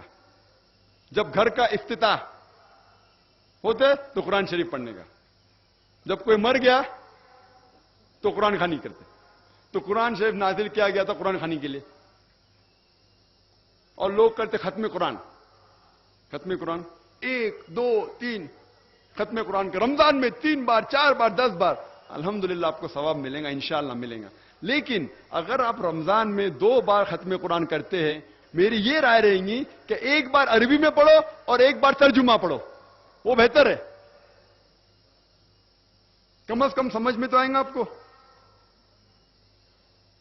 اور اگر آپ چاہتے ہیں کہ اوپننگ سرمنی میں قرآن خوانی ہو یا افتتاح ہو گھر کا تو قرآن خوانی ہو، کوئی مر جاتا قرآن خوانی، میں کوئی قرآن کی آیت میں صحیح حدیث میں نہیں جانتا ہوں کہ محمد صلی اللہ علیہ وسلم یا صحابہ کوئی مر جاتا تو قرآن پڑھتے تھے یا کوئی افتتاح کے لیے قرآن پڑھتے تھے. اگر آپ کو قرآن پڑھنے کا ہی ہے تو میں یہ کہتا ہوں کہ آپ قرآن اگر پڑھتے ہیں 100 مائل کی سپیڈ کے اوپر 30 لوگ کو بلاتے اور 1 گھنٹے میں ختم کرتے، تو میں کہتا ہوں کہ 2 گھنٹے کے لیے بلاؤ، عربی بھی پڑھو ترجمہ بھی پڑھو، نہیں تو 30 کے بدلے 60 لوگ کو بلاؤ. ایک آدمی اگر 1 پارا پڑھتا ہے تو ایک آدمی کو بولا آدھا پارا پڑھو عربی میں اور آدھا پارا ترجمہ پڑھو. کم از کم وہ قرآن تو پڑھنا حدیث میں لکھا نہیں، لیکن کم از کم اگر آپ ترجمہ پڑھیں گے تو آپ کو علم تو حاصل ہوگا اور انشاءاللہ کچھ چیز کے اوپر عمل تو کریں گے. تو قرآن کو سمجھ کے پڑھنا بہت ضروری ہے، بہت ضروری ہے. اور ایک مثال میں پیش کرتا ہوں کہ اگر آپ فرانس جاتے ہیں ایک ڈگری حاصل کرنے کے لیے، بی ایس سی کی ڈگری، آپ فرینچ نہیں جانتے، آپ کلاس اٹینڈ کرتے ہیں، کلاس اٹینڈ کرتے ٹیچر استاد آپ کو پی دیتا ہے، پریزنٹ، بولتے ہیں حاضر ہے، حاضر ہے تو پی لکھتا ہے، present, P for present, English میں پریزنٹ. آپ پورا سال پریزنٹ رہتے، پی ملتا ہے آپ کو، آپ خوش ہے. جب ایگزامینیشن آتا ہے تو کوشچن پیپر، سوال کا جو پیپر ہوتا ہے وہ آپ کو فرینچ میں ملتا ہے، آپ کو فرینچ نہیں آتی، آپ کچھ سمجھ نہیں سکتے، لیکن ایگزامینیشن میں بھی آپ کو پریزنٹ ملتا ہے، پی. کیا آپ جواب دے سکیں گے پیپر کا؟ آپ کچھ سوال ہی نہیں سمجھے تو جواب کیا دیں گے؟ تو یہ پی جو ہے وہ پریزنٹ کے لیے، پاس کے لیے نہیں، آپ ایگزامینیشن میں فیل ہو جائیں گے. تو آپ صرف قرآن شریف عربی سے پڑھیں گے، آپ کو پی ملے گا، لیکن وہ پی پاس کے لیے نہیں ہے، پریزنٹ کے لیے، موجود، حاضر. ہمیں غلط فہمی ہے کہ ہم پڑھیں گے تو ہم جنت میں جائیں گے. صرف پڑھنا کافی نہیں ہے، پڑھ کے سمجھو اور قرآن مجید پہ عمل کرو تو انشاءاللہ آپ جنت میں جائیں گے. ہم کیا کرتے؟ الحمدللہ قرآن مجید کو عزت دیتے، اور اکثر ہم لوگ کیا کرتے؟ اتنی عزت دیتے کہ اس کا مقصد ہی فوت ہو جاتا ہے. ہم قرآن مجید کو ایک دم اوپر کی شیلف پہ، الماری کے سب سے اونچی جگہ پہ رکھتے ہیں، اتنا اونچا رکھتے ہیں کہ اگر پڑھنے کی چاہت ہو تو چڑھنا نکالنا 10 بار سوچیں گے. اور اس کے اوپر دھول آتی ہے، دھول لگی ہوتی ہے. جو کتاب ہم روز استعمال کرنا چاہتے وہ کتاب ایسے ہائٹ پہ رکھنا چاہیے، ایسے جگہ پہ رکھنا چاہیے جو آسانی سے نکالی جا سکتی. قرآن شریف، قرآن مجید ہمارے لیے ایک ہدایت کی کتاب ہے، روز کی زندگی کے لیے ہدایت ہے. تو ایسے جگہ رکھو کہ فوراً اس کو حاصل کر سکے، پڑھ سکے. کچھ لوگ قرآن مجید کو کپڑے میں، مخمل کے کپڑے میں اتنا ٹائٹ باندھ کے رکھتے ہیں کہ جب پڑھنے کا شوق ہوا تو بولیں گے ارے کھولنے کے لیے 5 منٹ، باندھنے کے لیے 10 منٹ، میرے پاس تو صرف 10 منٹ ہے، جان دو نہیں پڑھوں گا. عزت دینا چاہیے، الحمدللہ اچھی بات ہے، لیکن صرف اوپر کی عزت اور دل میں عزت نہیں، کوئی فائدہ نہیں. ہم قرآن مجید کو ہاتھ لگانے کے پہلے 1000 چیز سوچتے، جیسا کہ وہ RDX بم میں پھٹ جائیں گا. کہ ہم قرآن مجید کو میں جوتا پہنا ہوں، ہاتھ لگا سکتا ہوں کہ نہیں؟ میری وضو نہیں، ہاتھ لگا سکتا ہوں کہ نہیں؟ میں کھڑا ہوں تو پڑھ سکتا ہوں کہ نہیں؟ میں گاڑی میں سفر کر رہا ہوں، قرآن شریف پڑھ سکتا ہوں کہ نہیں؟ میں آفس میں پڑھ سکتا ہوں کہ نہیں؟ قرآن میں کہاں نہیں لکھا کہ کھڑے ہو کے مت پڑھو، جوتے پہن کے مت پڑھو، آفس میں مت پڑھو، سفر کر رہے تو مت پڑھو. یہ ہمارے غلط فہمیاں ہیں. قرآن شریف ایسی کتاب ہے جو روز آپ پڑھنا چاہیے. عزت دیجیے، الحمدللہ اچھی بات ہے، میں نہیں کہتا مت دیجیے، اتنی مت دیجیے کہ اس کا مقصد فوت ہو جائے. میں پڑھنا چاہتا ہوں لیکن میں جوتے پہنا ہونا تو نہیں پڑھوں گا. میں پڑھنا چاہتا ہوں لیکن میں سفر کر رہا ہوں ابھی گاڑی میں تو کیسا پڑھوں؟ میں پڑھنا چاہتا ہوں لیکن میری وضو نہیں. وضو اچھی بات ہے، وضو ہونا افضل ہے، لیکن فرض نہیں ہے. کچھ لوگ کہتے ہیں لیکن کوئی دلیل نہیں ہے. ابن حجر جس نے تفسیر لکھی صحیح بخاری کی، وہ کہتے ہیں کہ قرآن مجید کو ہاتھ لگانے کے لیے کوئی شرائط نہیں، لیکن آپ وضو میں تو افضل ہے، لیکن افضل یہ ہے کہ کم از کم پڑھ کے عمل تو کرو. آپ بولیں گے وضو میں سے پڑھوں گا ہی نہیں. تو ہمیں بہت سے غلط فہمیاں ہیں جو ہمیں دور کرنا چاہیے. اور آپ جائیں گے عرب ممالک میں، نماز کے لیے اگر 10 منٹ باقی ہے تو عرب الحمدللہ قرآن شریف کو لیں گے اور پڑھیں گے. وہ عربی زبان جانتے ہونے ترجمہ کی ضرورت نہیں. یہاں بھی چند مسجد میں اگر وقت باقی ہے صلاح کا تو لوگ قرآن شریف پڑھتے، لیکن صرف پہلی صف میں پڑھتے. اگر کوئی دوسری صف میں پڑھتا ہوگا تو کوئی اس کا کان پکڑے گا. آپ قرآن شریف دوسری صف میں کیسا پڑھ رہے؟ وہ پہلی صف والے کی پیٹ ہے قرآن شریف کے وہاں. آپ بے حرمتی کر رہے قرآن کی. آپ جائیے حرم میں، جہاں طلباء اسٹوڈنٹ لوگ جو قرآن پڑھتے ہیں، آدھے اسٹوڈنٹ کی پیٹ ایک دوسرے کے قرآن کے وہاں رہتی ہے، وہاں لوگ پڑھتے. اور اگر آپ کوئی مسجد میں قرآن پڑھ رہے ہیں اور آپ کی پیٹ کعبے کی طرف ہے تو آپ کی خیر نہیں. کعبے کی طرف پیٹ کرتے ہوئے قرآن مجید پڑھ رہے، کدھر بھی قرآن حدیث میں نہیں لکھا کعبے کی طرف پیٹ کر کے پڑھنا حرام ہے. آپ جائیں گے حرم میں تو جو لوگ پڑھتے ہیں، استاد کعبے کو فیس کرتا ہے، کعبے کی طرف منہ ہے، اور سب طلباء کی پیٹ کعبے کی طرف ہے. کدھر لکھا ہوا ہے؟ یہ ہمارے غلط فہمیاں ہیں جو ہمیں دور کرنا چاہیے. قرآن مجید کو ایسی کتاب بنانا چاہیے جو ہر روز ہمیں ہدایت دے، ہر روز اس کا مطالعہ کرنا چاہیے. ہم اتنی عزت دیتے، دیجئے، مہینے کے تو مت دیجئے، وہ اتنی مت دیجئے کہ اس کا مقصد ہی فوت ہو جائے. اور ایک چٹکلا اور ایک پیش کرنا چاہتا ہوں. ایک ہندوستان کے بہت مشہور قاری سعودی عربیہ گئے تھے اور مغرب کا وقت ہو چکا تھا، اذان ہو چکی تھی مغرب کی. تو وہاں کے عرب لوگ نے بولا ہندوستان کے قاری ماشاءاللہ اتنے اچھے، انہیں کہا کہ آپ امامت کرو. تو ہندوستان کے قاری امامت کے، مغرب کی صلاح اچھی قرات پڑی، الحمدللہ مغرب کی صلاح ہو گئی. ایک عرب قاری صاحب کو دیکھ کے مسکرایا. تو قاری صاحب نے ان سے پوچھا کیا آپ کو میری قرات پسند نہیں آئی؟ تو عرب نے کہا آپ کی قرات تو ماشاءاللہ بہت اچھی تھی، لیکن میں سوچ رہا تھا کہ مغرب صلاح میں آپ نے یوسف علیہ السلام کو کنویں میں ڈالا لیکن صلاح کے پہلے باہر کیوں نہیں نکالا؟ جو لوگ قرآن شریف ترجمے سے پڑھ چکے ہیں وہ جانیں گے کہ کیا چٹکلا ہے. سورہ یوسف میں لکھا ہے، آپ جانتے ہیں کہ سورہ یوسف کے اندر یوسف علیہ السلام کے بھائی انہیں کنویں میں ڈالتے ہیں اور ایک کارواں آتا ہے اور اسے کنویں کے باہر نکالتا ہے. یہ سارا ذکر قرآن شریف میں سورہ یوسف میں. تو قاری صاحب نے سورہ یوسف کی تلاوت کی ہے، یوسف علیہ السلام کو کنویں میں ڈالے لیکن صلاح ختم ہونے کے پہلے کم از کم باہر تو نکال لینا تھا. کنویں میں ڈالتے لیکن باہر نکال لینا، صلاح ختم ہو گئی. اس کا مطلب یہ کہ قاری صاحب تلاوت تو اچھی کی لیکن کیا قرآن شریف کی معنی وہ سمجھے نہیں. تو کنویں میں ڈالے لیکن باہر نہیں نکالے یوسف علیہ السلام کو. یہ چٹکلا ہے. تو ہمیں قرآن مجید کی عزت کرنا چاہیے، لیکن سب سے بڑی عزت ہے دل میں، اور اس کو سمجھ کے پڑھے اور قرآن مجید کے اوپر عمل کرے. اور اللہ تعالیٰ فرماتے ہیں قرآن شریف میں سورہ محمد میں سورہ نمبر 47 آیت نمبر 24 میں، آپ کیا قرآن کو نہیں سمجھتے؟ کیا آپ کا دل اتنا سخت ہے؟ آپ کے دل پہ تالے لگ گئے؟ اللہ تعالیٰ فرماتے ہیں کہ آپ قرآن کو نہیں سمجھتے، آپ کے دل پہ کیا تالے لگ گئے؟ اللہ تعالیٰ فرماتے ہیں سورہ بقرہ میں سورہ نمبر 2 آیت نمبر 159 میں کہ اللہ سبحانہ و تعالی جب اپنی آیتیں نازل کرتے ہیں اور عام کرتے ہیں، اور آپ اگر ان آیتوں کو لوگوں سے چھپاتے ہیں تو اللہ تعالیٰ کی لعنت ہے. اللہ تعالیٰ فرماتے ہیں سورہ فرقان میں سورہ نمبر 25 آیت نمبر 30 میں، محمد صلی اللہ علیہ وسلم فرماتے ہیں اللہ تعالیٰ سے کہ یا اللہ یہ میری امہ ہے جس نے قرآن کے ساتھ کھلواڑ کیا. محمد صلی اللہ علیہ وسلم شہادت دیتے ہیں کہ یہ میری امہ ہے جو قرآن شریف کے ساتھ کھلواڑ کیے. تو ہمارا فرض ہے کہ ہم قرآن مجید کو پڑھیں اور سمجھیں. اور قرآن مجید پڑھنے کے دو طریقے ہوتے ہیں، ایک تذکر قرآن، ایک تدبر قرآن. تذکر قرآن مینز قرآن شریف کو پڑھنا اوپری طریقے سے، اور تدبر قرآن مینز قرآن مجید کے معنی کو گہرائی سے اور تدبر کرنا. اور ہمارا فرض ہے کہ ہم قرآن شریف کو پڑھیں.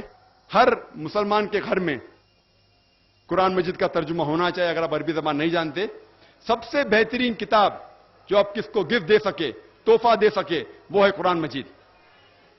اگر آپ کسی گھر پہ جاتے نکاح کے اوپر یا کئی بھی فنکشن میں، سب سے بہترین کتاب ہے قرآن مجید. آپ اپنے بچے کو سب سے بہترین کتاب دے سکتے، وہ قرآن مجید. اور ہمیں چاہیے کہ ہر روز ہم گھر میں کم از کم 20 یا 25 منٹ گھر والوں کو لے کے قرآن مجید ترجمے سے پڑھے. آپ کی اور آپ کے گھر والوں کی زندگی انشاءاللہ بدل جائیں گی. میں تقریر کے آخر میں کہنا چاہتا ہوں کہ اللہ تعالیٰ فرماتے ہیں سورہ لقمان میں سوال نمبر 31 کہ اگر آپ سارے پیڑ کو قلم میں تبدیل کریں گے، یہ سارے سمندر 7 سمندر بھی لگا دیں گے اور شاہی میں بدلیں گے، تو بھی آپ اللہ تعالیٰ کی تعریف نہیں لکھ سکو گے. اللہ تعالیٰ فرماتے سورہ الحشر میں سورہ نمبر 59 آیت نمبر 24 میں، اگر یہ قرآن پہاڑ پہ نازل کیا جاتا تو پہاڑ ریزہ ریزہ ہو جاتا، ٹکڑے ٹکڑے ہو کے گر جاتا. اس کے معنی اگر پہاڑ کو ذرا بھی احساس ہوتا اور اللہ تعالیٰ اس قرآن کو پہاڑ کے اوپر نازل کرتا تو پہاڑ اس قرآن کے بوجھ سے ریزہ ریزہ ٹکڑے ٹکڑے ہو جاتا، اور ہم مسلمان کو کوئی فرق نہیں ہو رہا ہے. اسی لیے میں کہتا ہوں بھائیوں کہ قرآن کو پڑھیے، سمجھیے اور اس پر عمل کرو. میں تقریر کے آخر میں حدیث پیش کرنا چاہتا ہوں جو حضرت عثمان کی حدیث ہے. محمد صلی اللہ علیہ وسلم کہا صحیح بخاری میں کتاب نمبر 6 حدیث نمبر 545، جس میں حضرت عثمان رضی اللہ عنہ فرماتے کہ محمد صلی اللہ علیہ وسلم نے کہا خیرکم من تعلم القرآن وعلمہ، سب سے بہترین وہ لوگ ہیں جو قرآن کو سمجھتے ہیں اور لوگوں کو سمجھاتے ہیں. وآخر دعوانا الحمدللہ رب العالمین. ہم بہت ہی شکر گزار ہیں ڈاکٹر صاحب کے کہ ایک مدلل تقریر کی انہوں نے. تو اب اس کے بعد ایک کوشچن آنسر سیشن ہوگا. اگرچہ مصروفیات کو دیکھتے ہوئے کوشچن آنسر سیشن رکھنے کی گنجائش نہیں تھی، لیکن میں ڈاکٹر صاحب سے گزارش کروں گا کہ مختصر چند سوالات یہاں پوچھے جائیں گے اور لائیو ہوں گے. جو سوال پوچھنے والا ہوگا وہ یہاں پر مائک پر آ جائے گا، اور اگر if there is any non-Muslim brother who wants to ask the question to Dr. Zakir Naik, Dr. Saab prefers to answer the questions of non-Muslims, most probably. If there is any non-Muslim brother who wants to ask any question to Dr. Zakir Naik, please do come and ask the question. Your question will be answered first. اگر کان غیر مسلم سوال یژھان کرن doctor Zakir Naik صٲبس، doctor صٲب دن گۄڈنیتھ تٔمۍ سٕنٛدِ سوالُک جواب. گۄڈنیتھٕے سوالس جواب دِنہِ کٲنٛسہِ غٲر مسلم سٕنٛدِس. اگر نہٕ کٕہٕنۍ آسہِ تہٕ تیٚلہِ یی کانٛہہ گۄڈنیتھ تہٕ سُہ پرژھِ سوال. یِم چھِ پروفیسر منصور احمد بٹ صٲب، یِم پرژھن ڈاکٹر صاحب سوال اور ڈاکٹر صاحب دن جواب. That's our first question has been posed by R.S. Bali.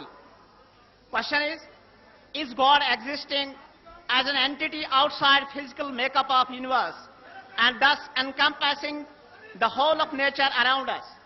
Does he govern it from outside as per his wishes, or does he arise as a force merely out of physical and material makeup of nature to be reckoned with, as you understand? بھائی صاحب نے سوال پوچھا اور الحمدللہ میں آپ سب لوگ کی صبر کی الحمدللہ تعریف کرتا ہوں الحمدللہ کہ دیکھ رہے کڑک دھوپ ہے، 12 بج چکے ہیں اور 12 بجے سب سے زیادہ دھوپ ہوتی ہے. لوگ سمجھے کہ صرف بہت کم لوگ ہوئیں گے، اس لیے پنڈال بہت کم تھا، اور کم از کم 10 گنا زیادہ لوگ آ چکے ہیں. تو الحمدللہ پھر بھی اتنی کڑک دھوپ میں بھی لوگ بیٹھے ہوئے ہیں. الحمدللہ انشاءاللہ اللہ سبحانہ و تعالی آپ کو اس کا اجر دیں گے انشاءاللہ. انشاءاللہ ہمارے ہندو بھائی نے سوال پوچھا کہ اللہ سبحانہ و تعالی کیا ہے؟ وہ فزیکل ہے کیا؟ کوئی ایک فزیکل جیسی چیز ہے کیا؟ وہ سارے دنیا کے اندر ہے کہ دنیا کے باہر ہے؟ وہ دنیا کو کنٹرول کیسا کر رہے ہیں؟ جہاں تک سوال ہے فزیکل کا، تو اللہ سبحانہ و تعالی کوئی فزیکل چیز نہیں ہے ہم اور آپ جیسا. اللہ تعالیٰ کا ڈیفینیشن اللہ تعالیٰ دیتے سورہ اخلاص میں سورہ نمبر 112 آیت نمبر 104 میں اللہ تعالیٰ فرماتے قل هو اللہ احد، کہو کہ اللہ ایک ہے. اللہ الصمد، اللہ جو بے نیاز ہے، سب سے اونچا ہے. لم یلد ولم یولد، وہ نہ کسی کو جنا ہے نہ کسی سے جنا ہوا ہے. ولم یکن لہ کفوا احد, اور اس کے جیسا کوئی بھی نہیں ہے. یہ قرآن مجید میں اللہ سبحانہ و تعالی کے 4 لائن کا ڈیفینیشن ہے. جو بھی شخص کہتا ہے کہ یہ خدا ہے, اگر وہ 4 لائن ڈیفینیشن میں اس 4 لائن میں آ جاتا ہے تو ہم مسلمان کو کوئی اعتراض نہیں کہ وہ خدا ہے. انہوں نے پوچھا کہ اللہ تعالیٰ ساری دنیا میں ہے.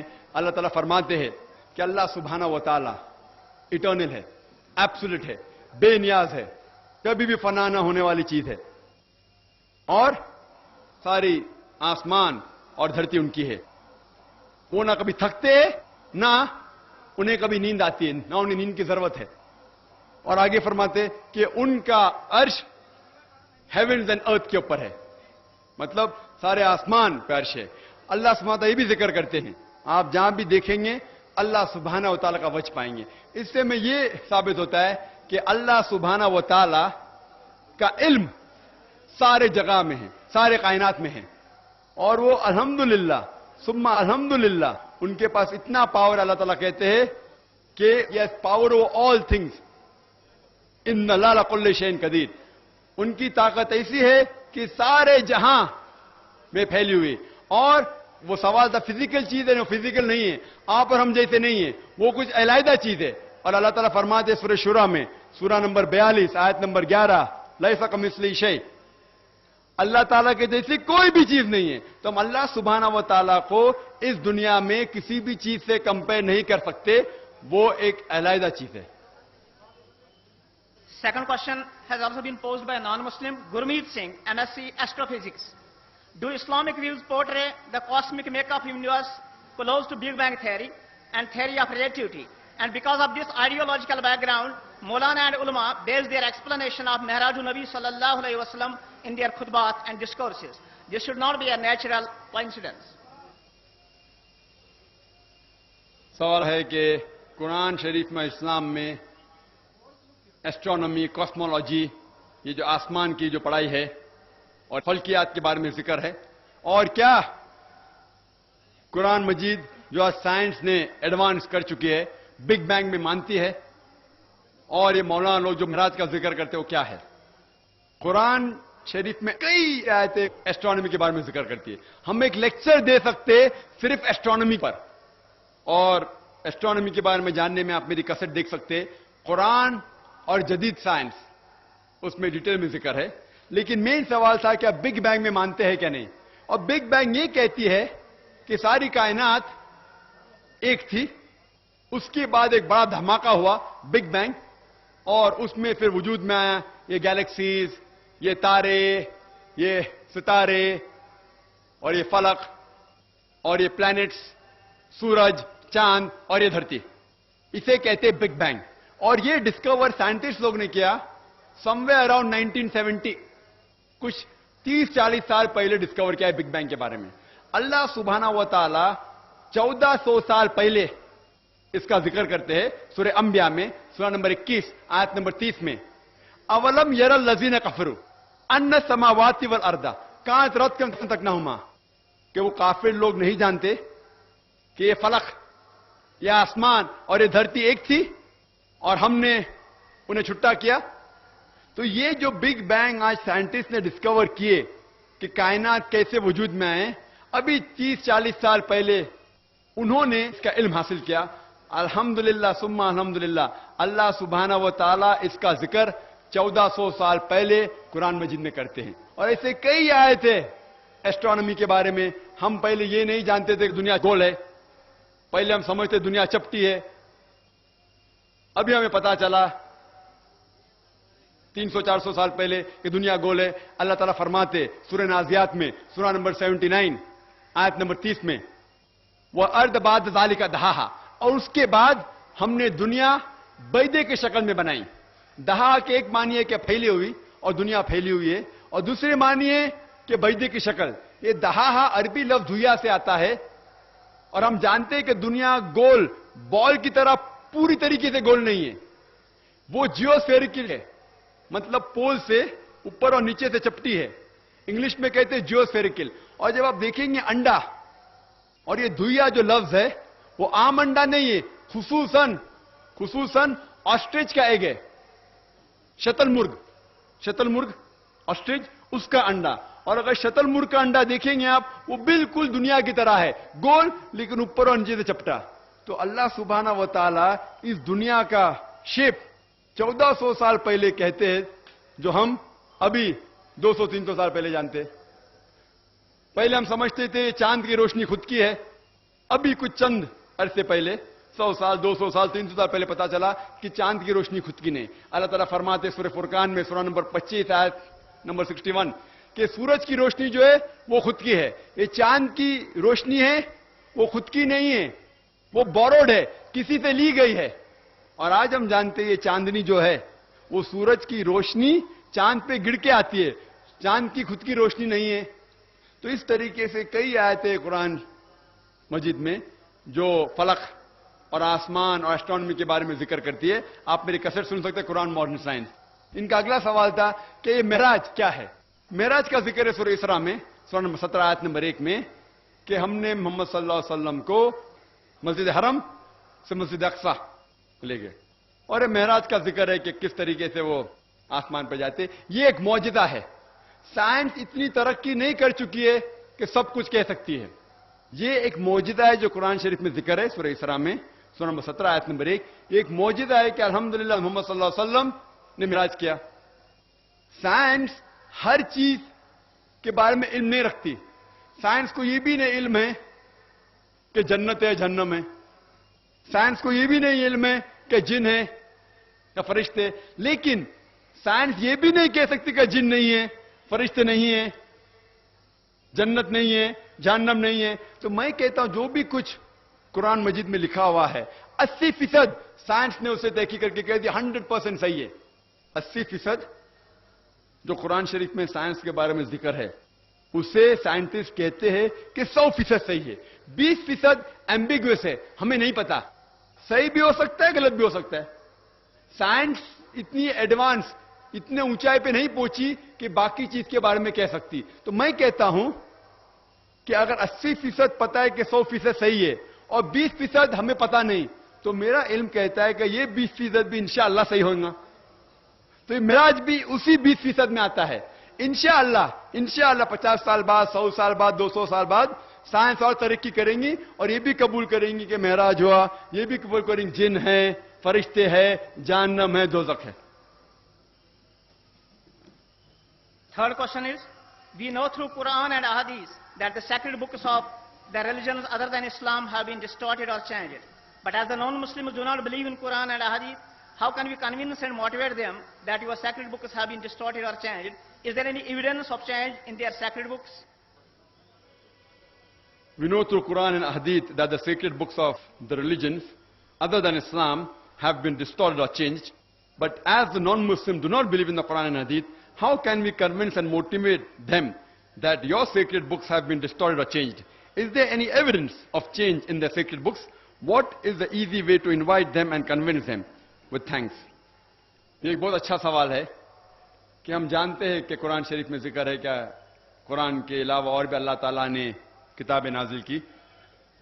हमें यकीन है कुरान और हदीस पे, गैर मुसलमान को यकीन है। किस तरीके से हम उन्हें बता सकते कि हमारी किताब सही है, उनकी गलत है। हर दौर में, हर जमाने में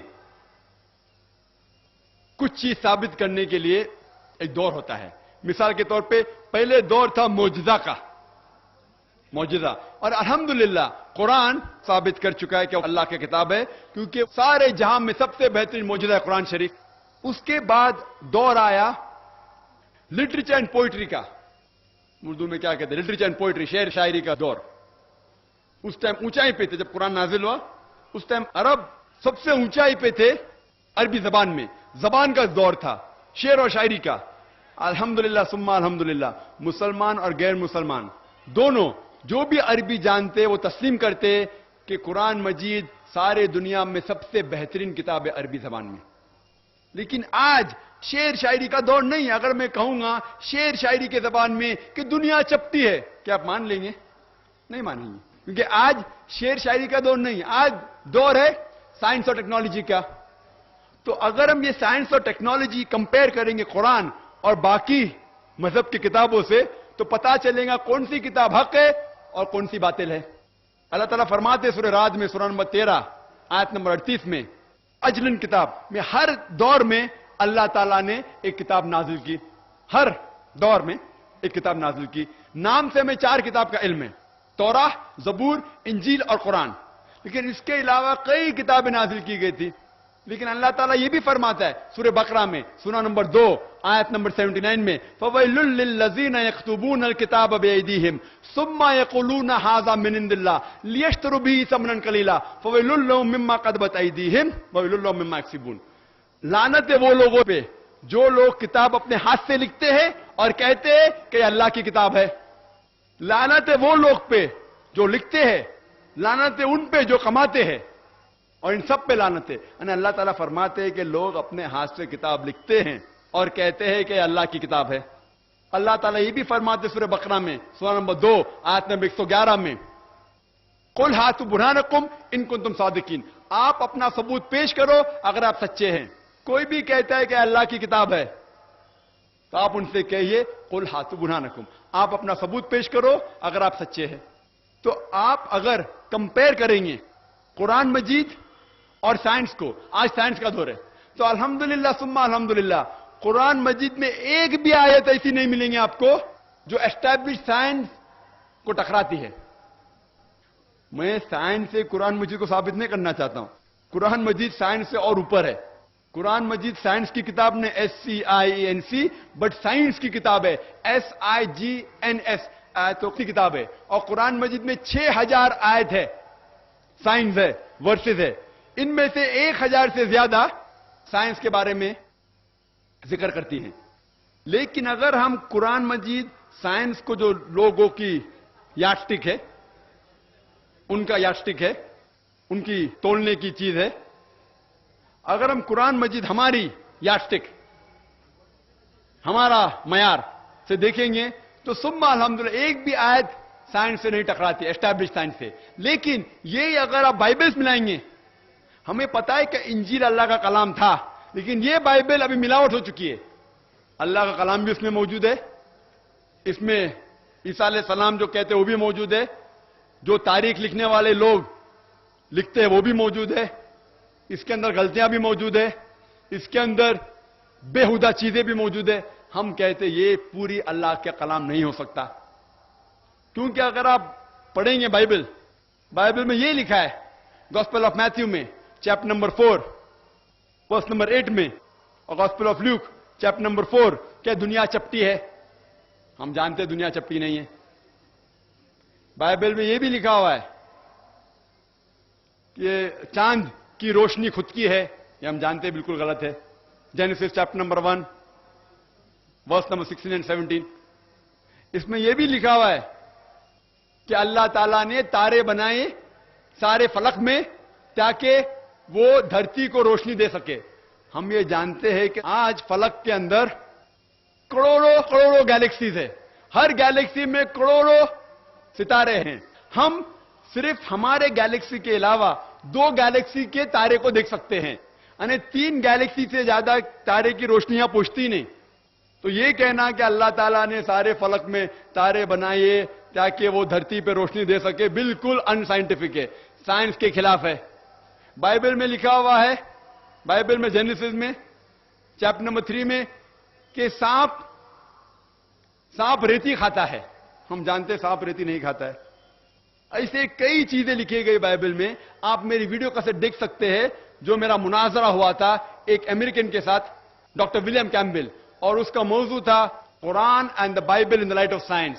قرآن اور بائبل سائنس کی روشنی میں.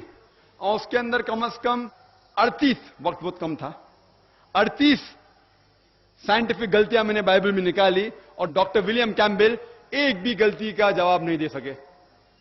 اسی طریقے سے آپ وید لیں گے, وید میں بھی غلطیاں ہیں.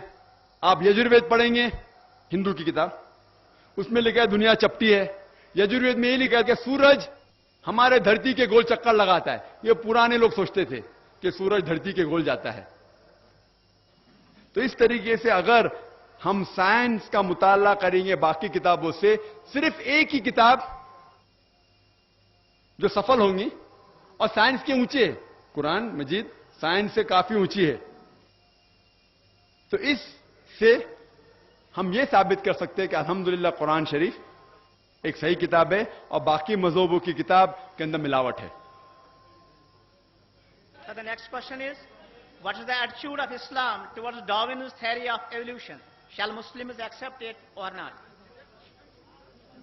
سوال ہے کہ قرآن اور اسلام کا کیا کہنا ہے ڈاروین تھیوری کے بارے میں. اور ڈاروین تھیوری ہم جانتے ہیں کہ ڈاروین تھیوری میں لکھا ہوا ہے کہ ہم انسان بندروں سے آئے, اور قرآن شریف میں تو یہ لکھا نہیں. قرآن شریف میں لکھا ہوا ہے کہ ہم آدم اور حوا سے پیدا ہوئے. آپ کوئی بھی کتاب پڑھیں گے سب میں لکھا ہوا ہے تھیوری آف ایولیوشن. کوئی بھی کتاب میں یہ نہیں لکھ رہا فیکٹ آف ایولیوشن. مطلب یہ تھیوری ہے, یہ ان کی تھیوری ہے, حقیقت نہیں ہے.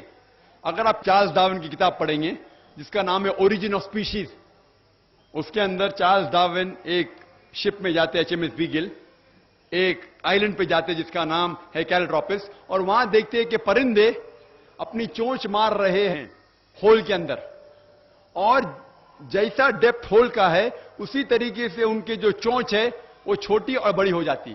تو اس کو دیکھ کے وہ اپنی تھیوری پروپاؤنڈ کرتے ہیں نیچرل سلیکشن کی. اور چارلز ڈارون خود جانتے تھے کہ اس کے اندر بھی بہت سی غلطیاں تھیں, اسی لیے انہوں نے خط لکھا تھامس تھامپٹن کو کہ میرے پاس پورا ثبوت نہیں ہے کہ انسان بندر سے بنے, لیکن کیونکہ مجھے سمجھانے میں آسان ہوتا ہے ایمبریولوجی میں, روڈیمنٹری آرگنز میں, مارفولوجی میں, اسی لیے میں کہہ رہا ہوں. اور ہمیں اسکول میں بھی پڑھایا جاتا ہے تھیوری آف ایولیوشن, فیکٹ نہیں. اور ہم لوگ اسکول میں جوک کرتے تھے, اگر کسی کو بھی آپ کو انسلٹ کرنے کا ہے تو ہم کہتے تھے اگر تم ڈارون کے ٹائم پہ ہوتے تھے تو ڈارون کی تھیوری ثابت ہو جاتی تھی, مطلب تم بندر جیسا دکھتے ہو. آج جو بھی کہہ رہا ہے کہ ہم بندر سے بنائے گئے یہ بالکل غلط ثابت ہو چکا ہے. آج آپ دیکھ رہے ہیں اگر ہم بندر سے بنے, اس کی تھیوری ہے کیا اینیملز سلولی ایوالو ہوتے, بدلتے جاتے, اور بندر سے بدلتے بدلتے انسان ہو گئے. آج کہیں بھی دنیا پہ آپ دیکھتے کوئی بھی شخص جو بندر آدمی کے بیچ میں دکھتے, کدھر بھی امریکہ میں جاؤ, انگلینڈ میں جاؤ, کدھر بھی جاؤ, ساری دنیا میں کوئی بھی آدمی بیچ میں نظر آئے آپ کو, بندر اور آدمی کے بیچ میں نظر آئے. اس سے ثابت ہے ڈارون تھیوری تو بالکل غلط ثابت ہو چکی ہے. اور کئی سائنٹسٹ لوگ نے, البرٹ گیوگری, فرینک سیلسبری, بہت سے سائنٹسٹ لوگ نے اس ٹائم ہی کہہ دیا تھا کہ ڈارون تھیوری غلط ہے. اور ایون بائی مالیکولر بایولوجی ہینسس کریگ کہتے ہیں کہ ہمارے دماغ کو بہت اب غلط سوچتے ہیں جو لوگ کہتے ہیں کہ ہم بندر سے بنے. تو اسی لیے یہ تھیوری ہے آج غلط ثابت ہو چکی ہے, اور یہ قرآن کے بھی خلاف ہے. قرآن کہتے ہیں کہ ہم نے انسان کو ایک جوڑے آدم اور حوا سے بنایا ہے. One more question has been posed by non-Muslim. If predestination is true, then God causes us to sin. If God causes us to sin, yet damns to sinners to eternal punishment, then God is not good. Therefore, non-Muslim concludes, if God is good, then either predestination is not true, or else God does not damn sinners to eternal punishment. Please satisfy the contradiction that occurs. ایک غیر مسلمان سوال کر رہا ہے تقدیر کے اوپر کہ اللہ سبحانہ و تعالیٰ اپنی تقدیر لکھتا ہے تو ہم اگر غلطی کرتے ہیں تو دوشی کون؟ اللہ سبحانہ و تعالیٰ. اگر میں تقدیر میں لکھا ہے کہ ہم خون کریں گے اور ہم آدمی کا خون کر لیتے تو کون ذمہ دار؟ اللہ تعالیٰ. آدمی کو کیوں ذمہ دار کرنے کا؟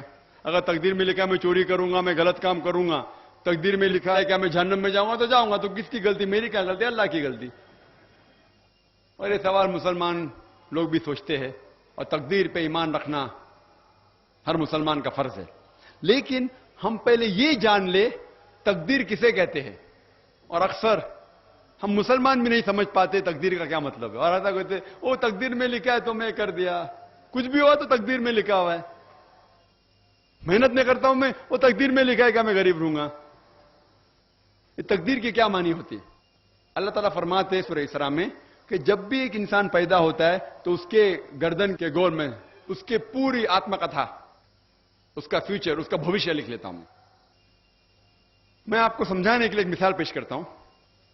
مثال کے طور پہ اگر ایک کلاس کے اندر ایک ٹیچر کلاس میں پڑھاتا ہے اور ایگزامینیشن کے پہلے کہتا ہے کہ یہ اسٹوڈنٹ پورے کلاس میں نمبر 1 آئیں گا, اول آئیں گا, یہ اسٹوڈنٹ سیکنڈ کلاس سے پاس ہوئیں گا, وہ اسٹوڈنٹ فیل ہو جائیں گا. مثال دے رہا ہوں, برا مت لگنا میرے ساتھ. اور ایگزامینیشن ہوتا ہے اور یہ اسٹوڈنٹ فرسٹ آتا ہے, یہ اسٹوڈنٹ سیکنڈ کلاس سے پاس ہوتا ہے اور یہ اسٹوڈنٹ فیل ہو جاتا ہے. میں آپ سے یہ سوال پوچھتا ہوں کہ جو طالب فیل ہو گیا, کیا وہ کہہ سکتا ہے کہ کیونکہ ٹیچر نے کہا میں فیل ہوں گا اس لیے فیل ہو گیا؟ کہہ سکتا ہے کہ نہیں کہہ سکتا. کیوں؟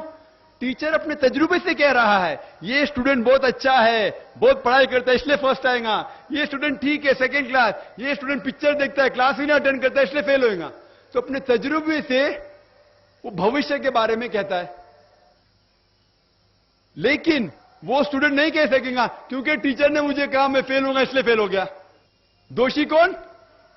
وہ خود اسٹوڈنٹ, تو اس نے پڑھائی نہیں کیا. اسی طریقے سے اگر آپ کمپیئر کریں گے, اللہ سبحانہ و تعالیٰ ٹیچر سے تو بہت اونچے. ٹیچر تو کبھی کبھی غلطی کر سکتا ہے. اللہ سبحانہ و تعالیٰ کے پاس علم غیب ہے, وہ بھوشیہ کے بارے میں جانتے ہیں. جب بھی کوئی کام ہوتا ہے کچھ چیز فکسڈ ہے, آپ کہاں پیدا ہوں گے, آپ کب مرے, کچھ چیز مکمل ہے.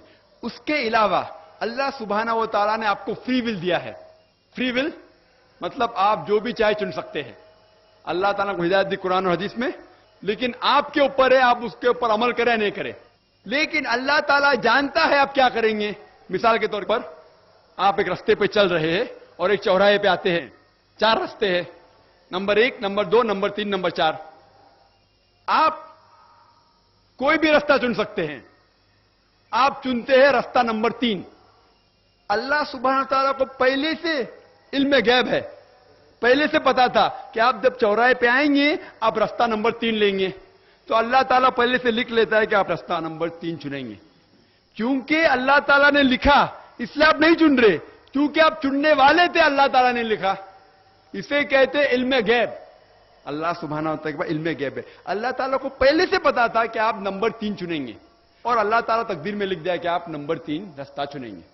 کیونکہ اللہ تعالیٰ نے لکھا اس لیے آپ 3 نہیں چن رہے, کیونکہ آپ چننے والے تھے, اللہ نے لکھا. اور ایک مثال پیش کرتا ہوں.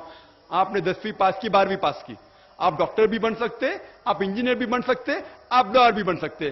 آپ چنیں گے ڈاکٹر بننے کے لیے. اللہ تعالیٰ کو پتا ہے کہ آپ جب 12ویں پاس کریں گے تینوں چیز آپ بن سکتے. آپ ڈاکٹر بھی بن سکتے, انجینئر بھی بن سکتے, لایر بھی بن سکتے. آپ چنیں گے ڈاکٹر بننے کے لیے. تو تقدیر میں لکھ دیا اللہ تعالیٰ آپ 12ویں پاس کریں گے اور ڈاکٹر بنیں گے. کیونکہ اللہ تعالیٰ نے لکھا اس لیے آپ ڈاکٹر نہیں بنے, کیونکہ آپ نے چنا اسی لیے اللہ تعالیٰ نے پہلے سے لکھ دیا. آپ سمجھے؟ کچھ لوگ کل ایگزام ہے, اچھا ہے, طالب اچھا ہے, ابھی کل ایگزام ہے, کیا پڑھنے کا, تقدیر میں لکھا ہے کہ پاس تو پاس, فیل تو فیل, اور وہ نہیں پڑھتا ہے اور وہ فیل ہو جاتا ہے. تقدیر میں لکھا ہوتا ہے یہ آدمی پڑھتا تھا تو پاس ہوتا تھا, لیکن اس کی سوچ بھی ٹیڑھی تھی. اللہ تعالیٰ نے لکھا ہے تقدیر میں یہ شخص اگر پڑھتا تھا پاس ہوتا تھا, لیکن اس نے سوچا کیا پڑھوں میں, تقدیر میں لکھا نہیں پڑھتا فیل ہو جاتا ہے. تو دوشی کون؟ اللہ یا وہ خود. تقدیر میں بھی لکھا یہ وہ پاس ہو سکتا تھا لیکن وہ نہیں پڑھتا اس لیے فیل ہو گیا. پھر بولے گا دیکھو تقدیر کو تو میں ٹال نہیں سکتا ہوں. اسی لیے وہ کہاوت ہے, علامہ اقبال نے کہا ہے, خود ہی کو اگر اتنا بلند کیا تقدیر کے پہلے خدا اپنے بندے سے خود پوچھے بتاتا ہی رضا کیا ہے.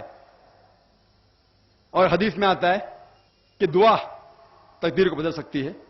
مثال کے طور پہ اگر آپ جاتے ایگزامینیشن میں اور آپ کا پیپر اچھا نہیں جاتا اور آپ جانتے کہ آپ فیل ہوئیں گے, آپ گھر پہ آتے اور دعا کرتے اللہ تعالیٰ سے, یا اللہ سبحانہ و تعالیٰ میں نے پیپر میں اچھا نہیں کیا, مجھے پاس کر لے.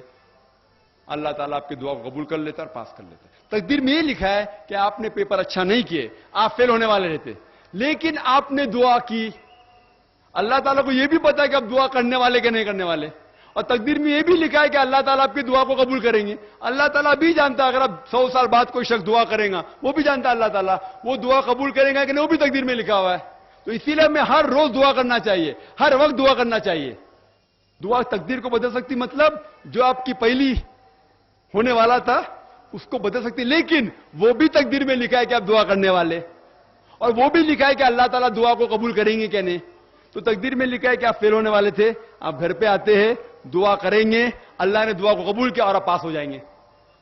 تو اسی لیے ہم مسلمان کو اللہ پہ بھروسہ رکھنا چاہیے, لیکن اللہ کے رسول نے فرمایا اللہ پہ بھروسہ رکھو لیکن اونٹ کو باندھو. آپ نے کہہ سکتے اللہ پہ تقویٰ ہے, میں گھر کا دروازہ کھلا رکھوں گا, کوئی چور نہیں آئے گا. اللہ کے رسول نے فرمایا اللہ پہ بھروسہ رکھو لیکن اونٹ کو باندھو. تو اللہ پہ پورا بھروسہ ہونا چاہیے, لیکن آپ خود محنت کرنا چاہیے, آپ خود جہاد کرنا چاہیے, آپ کو خود قرآن پہ عمل کرنا چاہیے. آپ کہیں گے ابھی تقدیر میں لکھا ہوا ہے میں چوری کروں گا, تو آپ کام ہی نہیں کریں گے, اور چوری کریں گے اور بولیں گے تقدیر میں لکھا ہے, آپ کی غلطی ہے, اللہ تعالیٰ کی نہیں. تو آپ کو ہر وقت جد و جہد کرنا چاہیے اچھے کام کے لیے. قرآن کو سمجھ کے پڑھو اور عمل کرو, انشاءاللہ آپ اس دنیا اور آخرت میں کامیاب ہوں گے. Sir, 2 more live questions from that side. Erudite brother Dr. Zakir Naik, Assalamu alaikum wa rahmatullahi wa barakatuh. I am Imtiaz, lecturer by profession. I have a question. I have gone through Nurun min Nurillah, and second, Huwallazi ja'ala shamsu ziyaun wa qamaru nura, and third, Allahu nur samawati wal ard. I couldn't understand what is this nur, please.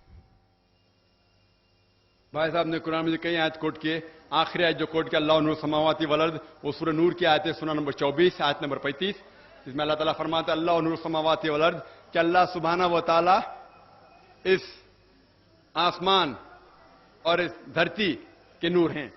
نور ایک عربی لفظ ہے جو میں ذکر کیا سورہ فرقان میں سورہ نمبر 25 آیت نمبر 61 میں, کہ نور کے معنی روشنی کو ریفلیکٹ کرنا, ریفلیکٹڈ لائٹ, یا منیر جو بورو کی ہوئی لائٹ. نور کی معنی ریفلیکشن آف لائٹ, مطلب ایک لائٹ کو ریفلیکٹ کرنا. اسی طریقے سے غیر مسلمان پوچھتے اس کا مطلب اللہ کی روشنی خود کی نہیں ہے, کیا کسی کی روشنی کو ریفلیکٹ کر رہا ہے؟ وہ آیت آپ نے جو کوٹ کی آدھی ہے, پوری آیت بڑھتی ہے کہ اللہ نور السماواتی, اللہ سارے آسمان اور کائنات اور دھرتی کا نور ہے.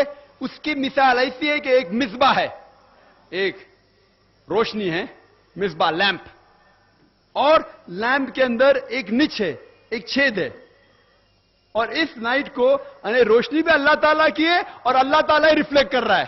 آپ ہیلوجن لیمپ دیکھتے ہیں, ہیلوجن لیمپ, یہاں تو ہیلوجن لیمپ, اس میں بلب ہوتا ہے, اس کے پیچھے ریفلیکٹ کرنے کے لیے ایک سلور کوٹنگ ہوتا ہے. تو بلب بھی ہیلوجن لیمپ ہے اور ریفلیکشن بھی خود کا ہے. تو یہ روشنی بھی اللہ تعالیٰ کی ہے. اللہ تعالیٰ فرماتے کہ اللہ تعالیٰ کی روشنی خود کی بھی ہے, اور خود کی روشنی کو ریفلیکٹ کرتے ہیں سارے دنیا میں, آسمان میں اور دھرتی پہ. وآخر دعوانا الحمد رب العالمین.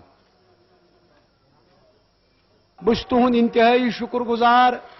بکر بیٚیہِ اکہِ لٹہِ شکریہ ییٚتہِ کِس ایڈمنسٹریشنُک, خصوصاً ڈی سی صٲبُن, ایڈیشنل ڈی سی صٲب عبداللطیف دیوا صٲبُن, یِم زبردست کوآپریٹو روٗدۍ یہ پروگرام ہینڈل کرنس اندر. اللہ تعالیٰ کرن تمن سارنی جزائے نیک عطا. بہٕ چھُس دِل کٮ۪و امی گہرٲیو سۭتۍ شکریہ ادا کران.